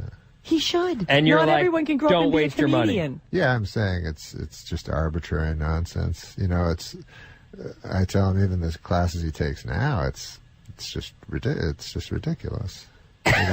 That algebra has no meaning and none Unless of this he stuff becomes an engineer. Well, unless he becomes... Do you have no hope for this child? Unless he becomes a math teacher, math professor. But I mean, you think it's a coincidence that they have 6 subjects out of 10 billion that they teach in school? And then you just pick one of completely the 10 billion to focus on. No, you have to... You they need don't basic teach you 10 math. billion. You need basic language. It's lovely when the school has art or music, which none of them do anymore. A little PE to keep us from getting fat. I mean, come on. Yeah. No, they have little some good science, things. some They of the have some basic good science stuff. Sure they do. Of course they do. No, I tell him if he wants to go to college, he should have a goal, to be... He can't. He's 16. No kid at 16 has a goal. Their goal is to be a rock star. Or have sex. Well, right. I mean, that's actually the goal. Does he want to have sex? Or did you tell him, don't bother with that? There's nothing for you in that. It's just repetitive. It's over and over. Same thing. Discuss something like that with him. I hold him in too high esteem to discuss it. We're super short on time. I've already missed my traffic thing. I'm fascinated. I don't know whether to slap you or hug you. Like, seriously, I feel like someone needs to shake you and knock some sense into you. We are going to take a short break. Or maybe you. What? Maybe you. Knock sense into me? No, I'm doing fine. I'm good over here. Oh, me too. No, you're not. I'm telling you. I know from broken people, Norm MacDonald. I was at a party with a friend and I noticed you first, and you returned my gaze, knew how to quench my thirst. You took me to that room like a dream come true. The dance you performed was just for me and you. Kisses on the neck, then you work your way down. Let yourself go for me all around town. Seductively stood before, but it feels so good. What are the best things in your life right now? The best thing is my son. Also, we've asked Norm MacDonald. I'm doing the Jimmy Kimmel Show on Wednesday night, and I have not boldly at all, I have total confidence. I will open my set on the Jimmy Kimmel Live Show on Wednesday night, December 3rd, with the joke that Norm MacDonald will write during this podcast. The only parameters, and it doesn't have to be this, but I'd like it to be about airport security, how intense it's gotten. Anything jump off? What is because I've heard that it's more intense or something. Well, the pat downs. I need more information. The pat downs are a little bit more invasive. People are saying that their genitals are being touched. One woman had to remove her fake breast. She had like a breast. Well, what happened is the new scanners.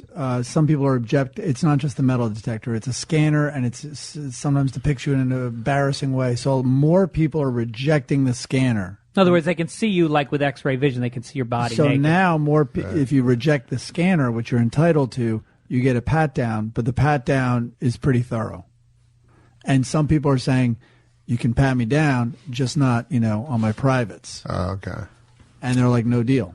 So the airlines are saying, well, you made a choice to fly, and with that choice comes what some people consider to be overstepping. Norm, let's update us. What do you got for me? Opening joke, Jimmy Kimmel Live, Wednesday night. We're looking for what's going on? Pat him down at the airport joke. Yeah. Now, again, no pressure. We've got another 12 minutes or so until this podcast is over. Hey, do they ever do that thing where, isn't there somewhere they check your ass? Yeah, it's a probe. Anal probe. Do they do that at the airport? What? That's a bad attempt. That's a bad attempt at a joke. Mike, why don't you just say it, Mike? Gibbons. You don't want your fucking fingerprints on it? He's an artist. No, the TSA might think I keep my weapons between my festive testicles and what the fuck? My anus. And my anus. Hey, what are you, in third grade? That's the stupidest joke I've ever heard. No wonder you handed it to him. He didn't read the punchline. What's the punchline? Can I start from the beginning? Yeah, no, you can't.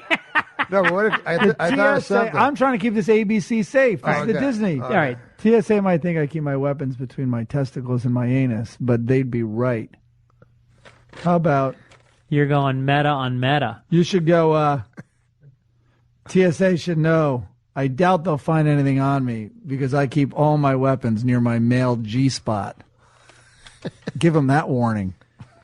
You want to open with that? I love it. If they're not on board for that, what's a good TSA joke? You know what? If they don't laugh at that, I give them the finger. I walk off Jimmy Kimmel stage. I think working male G-spot into a joke is fairly new ground. I think it's kind of funny. I want to go old ground on the first joke. I want something people can actually laugh at. Listen, man, don't they put your fingers? Don't they put their fingers in your ass? That's old school. I've read that. I've heard about that. They can put their fingers in your ass. Yeah. Can no, they? not fingers. One. All right. Can you say that in a clean way? Yeah, anal probe. They can do an anal probe. Yeah. Digit. So can you say? Can you work? Can you? I can just give you the. I can just give you the raw ingredients of a joke. Give me the Garofalo. I'll give you a tablet. Okay, so it's maybe they combine it somehow and check your prostate at the same time. That's not. I see where you're going with it. So maybe it's like, I flew. Did I not just say male G-spot? Yeah, that's what it is. No, Shut but this up, way Mike. it's like a health service. I like it. So I just flew in from New York, and good news is there you go. I'm not carrying any loaded weapons. The bad news is I have 6 months to live. It needs more explaining. Well, it needs more explaining, though. The Raw good news ingredients. I had a digital exam. They give me a digital exam at John F. Kennedy Airport. Good news is I'm not a heroin mule.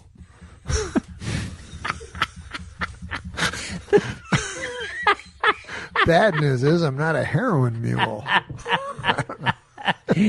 So I just flew in from JFK, and man, I don't know how else to say this. Is my prostate tired?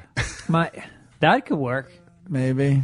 Just flew in from John F. Kennedy It's a Airport. little And boy is my the screening is crazy at these airports. Cavity? I just flew in from JFK, and boy is my prostate tired. There you go. Yeah, I boy think is that's my cavity. Yeah, it's a little leap. I just flew in from John F. Kennedy Airport and flew in with my mother, and I had no idea she had such full round breasts. Boy, is the security guard's finger tired. I don't know. I just flew in from just got into the airport. I'm not saying that the exam was intense, but tomorrow night I'm meeting the guy's mother. I just flew in. They gave me an exam that was so intense. The good news, that hemorrhoid's gone. The bad news is I have an impacted molar. Now that's intense. That's deep. Boy, is the TSA guy's arm tired. That's close. It's a tough TSA. It's tricky. No, it's not. This is easy. Is it? Just flew in. Flight was on time. I can tell because the guy screening me's watch is up my ass. That's a great one. There we go. Okay, done. I'm glad I had you write a joke for me, Norm Were MacDonald. you just sitting on that the whole time? No, I just thought of that. That's excellent. Know that in this day, nobody's gonna change. You won't ever leave. On my mind again, I'm still not tired of it. Can make you want me. And I might act okay, say things will stay the same. Say I'm all that. Okay, cool, man. You're the kind of guy that likes games. Here's I love a game that I thought of today. It's called Talk Your Way Out of It. I'm going to give you a situation that you're stuck in, and you're going to need to talk your way out of it somehow. Okay. You meet a beautiful woman. She wants to have sex with you, but she wants you to wear an afro wig. And while you're having sex with her, she's screaming racist shit at you. And then her neighbor opens the door and comes in. He's a black guy, and he's got a baseball bat. All right, so I agree to do it. Oh yeah, Is that you what want to you're have saying? sex with her, so I'm doing it. You're willing to wear the black African wig, So and I'm- she's screaming horrible racist stuff. The guy walks in, he's black, and he's got a baseball bat. He's But very wait, angry. He walks in coito, like while we're doing it. Yeah, her door wasn't fully locked, and the yelling was so loud, he could hear you guys from next apartment. He could hear her yelling the N-word and I see. fuck me. And I got you. And so And he how do I talk? You want me to talk? now my way out of it? you gotta talk to the black gentleman who's got the Okay. baseball bat and talk your way out of this situation. Okay. Hey, bro, let's kill this honky bitch.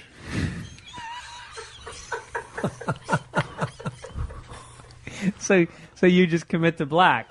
You just go, Yeah, I'm with you. Come on, man, you and me, jive turkey. And that was Talk Your Way Out of It with Norm MacDonald. No, but Andy's a fantastic guy. I'm curious about something. And when I say, I used to make jokes at 12:30 about him being gay, that's absolutely ridiculous. But when we were starting out, I will tell you one story about Andy. This is what happened. I'm scared. I was working at Art's The deli coffee shop, Deli yeah. and coffee shop, bussing tables. So Andy comes up to me and he goes, "Hey man, I got a way to make some money." I said, "What is your way?" He goes, "I'm going to become a male prostitute." Now I said, "Andy, you're not gay. It doesn't make any sense." He goes, "But a guy has to make a dollar." So I said, "All right, do what you want." So he comes to me the next day and he says, "Hey, I'm buying breakfast." I says, "Why is that?" He says, "I made $450.05 last night." Wow.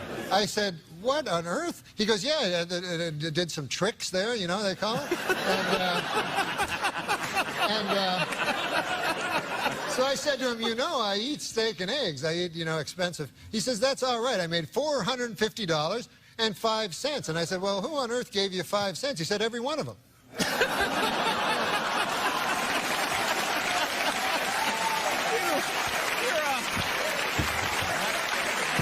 Good God, you're a horse's ass. I was concerned. That's simple arithmetic. That's 9,001 dudes. We have to have. I will take a break. Then he says he's mature, and I think it's because he's telling my grandfather's jokes.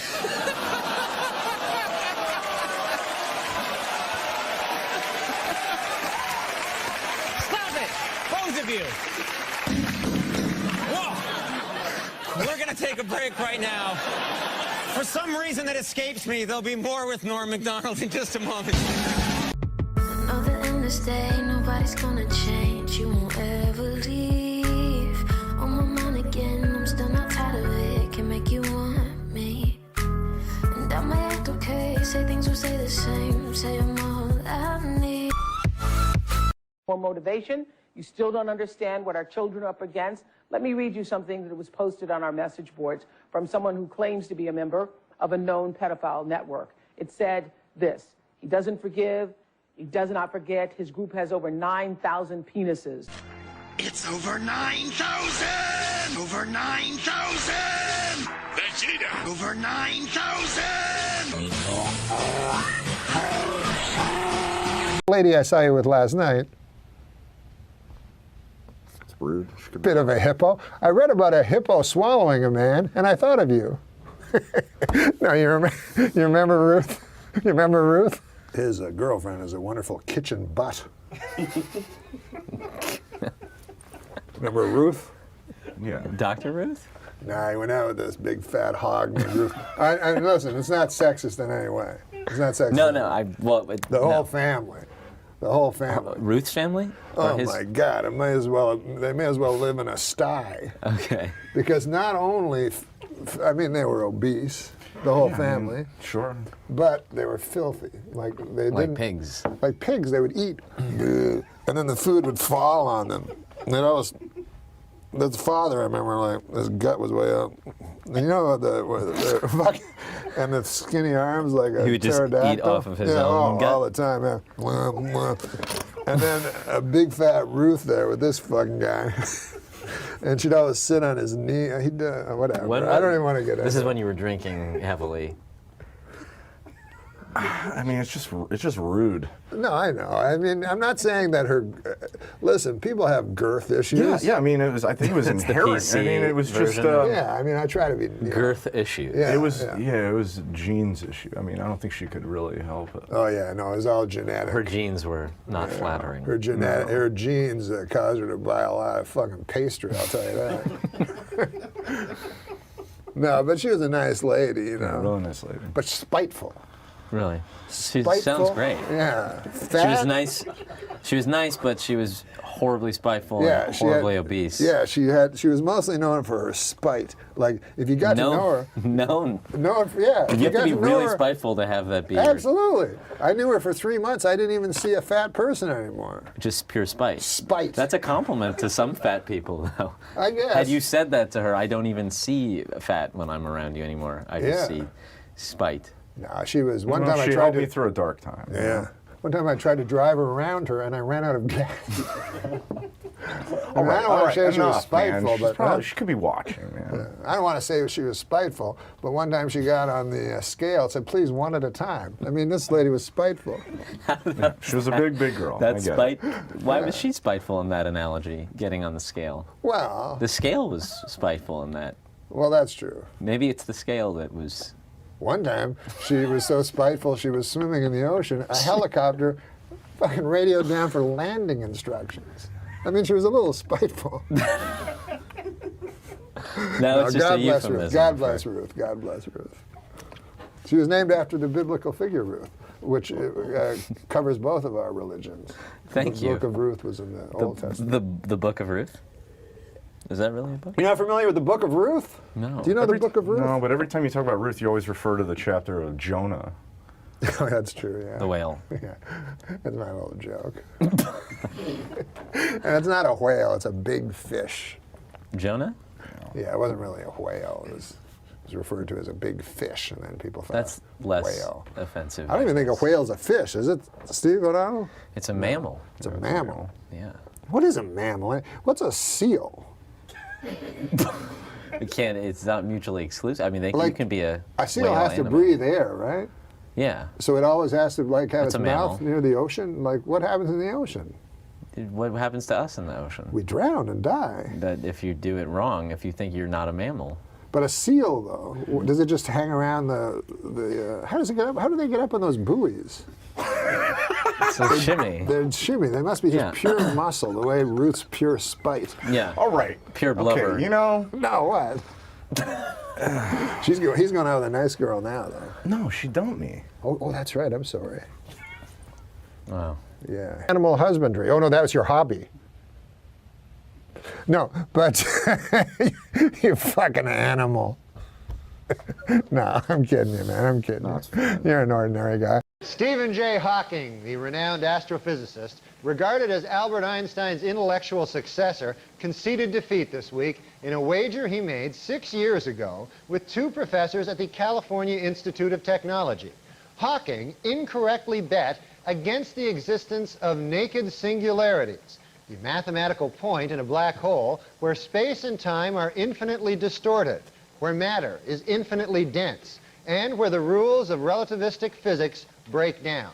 With all due respect to Mr. Hawking, what the hell were you thinking?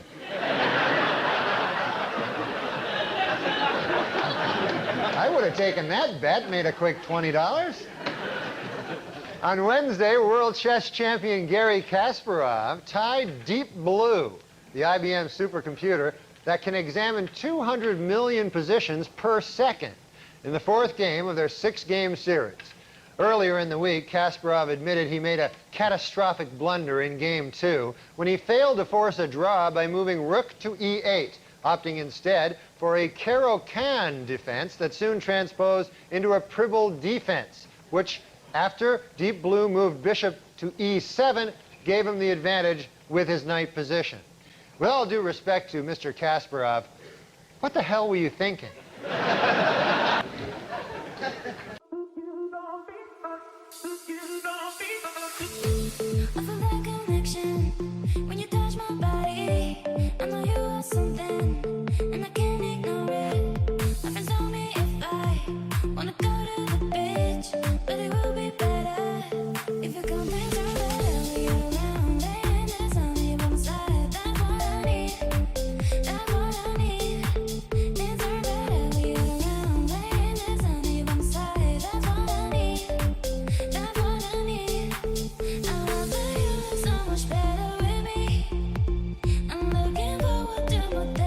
The search continues in the Indian Ocean for the Malaysian Airlines Flight 370 as they listen and try to follow the pings.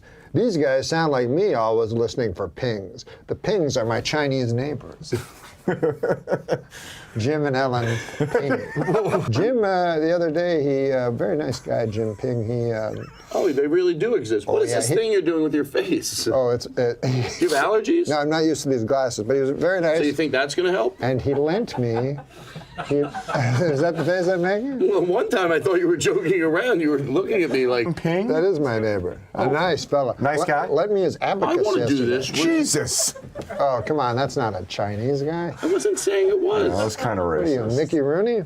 Hey, come on. I know he's dead, Have but a little Mickey Rooney respect. did a very racist thing, like you just did, in a movie called Breakfast at Tiffany's by the wonderful Truman Capote. I wasn't doing anything racist, and you know it. But go ahead.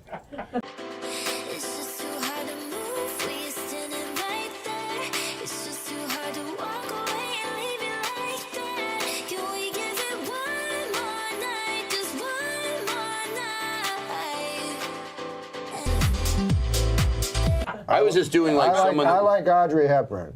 I don't think of her, I don't whack off when I think of her, but she had style. Thank you. Thank you. I want to thank you for saying something that's been on my mind for a long time. You like her too? Sure. Yeah. She was class. No, I was thinking about... Audrey Hepburn had class, but Katharine Hepburn could hang with the fellas. Thank you. That was a better time back then, right? It wasn't, so don't get me started. No, it was a worse time. Yeah. You know why? They took care... Because they had separate water fountains for the black people and the Chinese people. What? You know, and what did they do back then? Segregated water fountains you're talking about. Yeah. I know you're just kidding. No, I'm not kidding. Well, they yeah, had but everybody segregated knows. water fountains. Now, I know you're not kidding about the event of it happening, but I know you're kidding. Of course, everybody knows that. I'm saying it's a bad thing. Well, of course it was a bad thing. Yeah. But answering to my question. It existed, as did the Holocaust. Norm has a CD. It's called Norm MacDonald. Ridiculous. It's coming out September 12th. It's a comedy CD, of course. And you got some famous people, a.k.a. friends of yours, to do some bits on there with you. Is that right? Oh, yeah. Some of my friends did it. So it was Will fun. Ferrell, correct? Yeah, the great Will Ferrell was in it. He was kind enough to do it. Molly Shannon? Yes, the great Molly Shannon was in it. She was kind enough. Some of this will be repetitious. Is Tim Meadows great, or is he superb? Tim Meadows is a real talent. You got John Lovitz on there? Yeah. You ever see that guy play softball, by the way? Speaking of baseball and hats, you ever see him hit the ball? I've seen him do stand-up. He tried starting stand-up when he was 50. Really? What about those Subway commercials? That's kind of... Yeah, it's great. He got a catchphrase for the first time in 18 years. And what's the catchphrase? Eat fresh. Oh, eat fresh. And he gets to wear a bathrobe on TV. Yeah. I buy Subway sandwiches. No, he's a really funny guy. He's hysterical. How long? Up here? Yeah, no, I listened to that show, actually. Yeah. What did you play tennis with John Lovitz? What is that? No, I played tennis with John Lovitz. Goes every day to the Beverly Wilshire and well, it's an expensive Beverly Hills hotel. I don't know what it's called. But anyways, the guy there, the coach, is Alex Almeida, who's a Peruvian tennis player from old, and he very good. He played, he beat Ron Laver 3 times. Right. And so he's 60 or whatever, but a Peruvian 60. Does that mean he's a young 60 or an old 60? He's a young 60. Yes, sexy. Peruvian 60. I like that. Yeah, Peruvian 60. So you could still imagine him with a lady. Right. You know what I mean? Like my father when he was 60, it would be hard to imagine. Yeah. But a Peruvian, you can imagine. You can easily imagine. You know what I'm saying? Yeah. Because my father, he doesn't know. He'd get you a Casio watch to a lady. That would be his thing. But these guys, they're more champagne on your spine, my darling. It's a whole different thing. Anyways, so it has nothing to do with his way with the ladies, the story. But John Lovitz got lessons from him every single day at this hotel. Yeah. So then he told me that he was really good at tennis. So I was like, I could beat you. You just assume you can beat John Lovitz in anything, right? Yeah. Because I played tennis 4 times. Yeah. I figured that's about what it would take to beat John Lovitz. So I said, yeah, I'll play it, And he goes, you'll never beat me. I play everybody. What are you talking about? I go, no, I'll play anything you want. So I go to the place, and I'm in my jeans and a leather jacket. I don't have clothes for tennis. I only played 4 times. So I get there, and they give me a club and everything, and a tennis racket. And I know, clearly, I'm going to beat John Lovitz. So we start playing, and, I just keep tinking them over a little bit, the little backspin, near the net, whatever that shot's called. So Lovitz lumbers over, and he can never get to it, And so I just beat him like 6-0 in the first set. So he starts thinking I'm doing something illegal by tinking it over the net. The backspin backhand or whatever? Yeah. He's never seen this. He thinks you're supposed to hit it to him. Oh. So he starts complaining because he's like, I play Alex and I can beat him. He's talking about beating Alex Almeida, the pro, the tennis 60-year-old Peruvian. Yeah. He thinks. So I said, well, what? He goes, I beat him. I play him every day. And I go, well, Lovitz, a tennis pro is one of their big skills is they hit the ball so it will land on your racket. Right. So wherever you're standing, the ball is right there. Yeah. And he's like, that's not true. Then he was convinced that I could beat Alex Almeida. He said, you've never seen anything like this, Alex. He tinks it over the net. So this is Lovitz. So then I played, and then he wanted to really win, and he kept playing me, and I said, oh, God. So one day I was like, he was just getting so angry and everything, so I let him win 1 game. Yeah. And then he quit. He retired. On top. Yeah, calling himself the champ. Like John Elway. Yeah, exactly. He won 1 game. He goes, doesn't matter. It's whoever won last. That's what they do in boxing. And I was saying, well, boxing, they do have to defend them, but whatever. That's funny. I need your love. You free my mind. I need your love. Yeah, you free my mind. Still in line. What happened the time you and Norm MacDonald played tennis? There's a story that he showed up in a leather jacket and jeans. Yeah, I know. I know. He tells that story, and I don't know why he's so into it.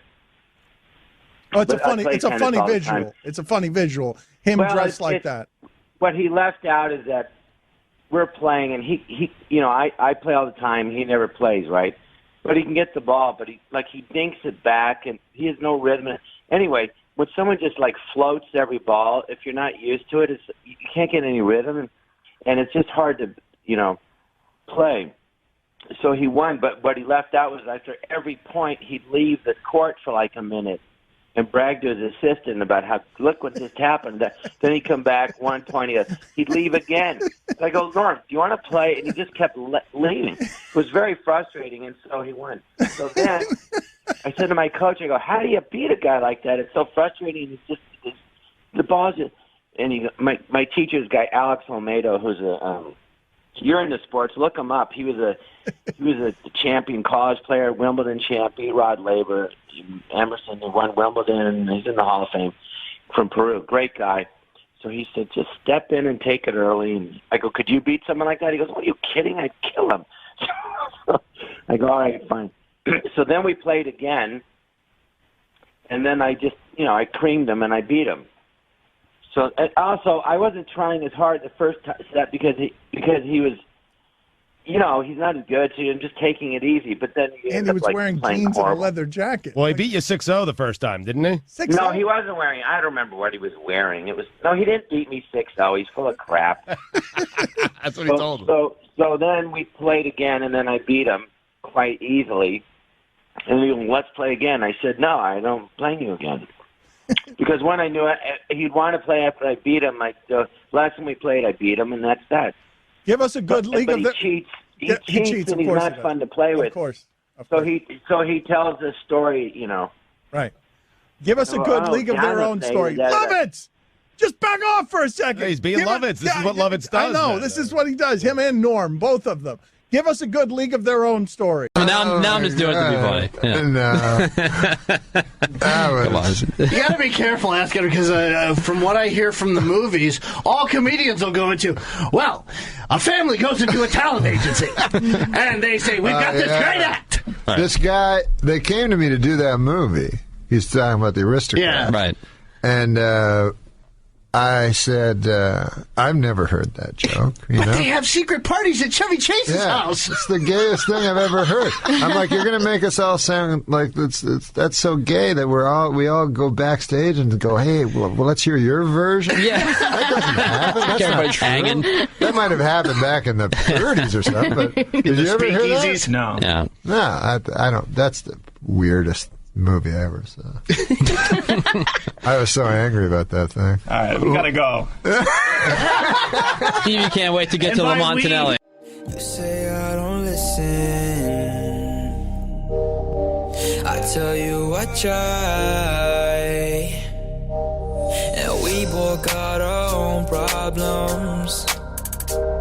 But I Guy goes into a talent agent's office and says, I have the greatest act in the world. It's a family act. And the agent goes, well, what do you people do?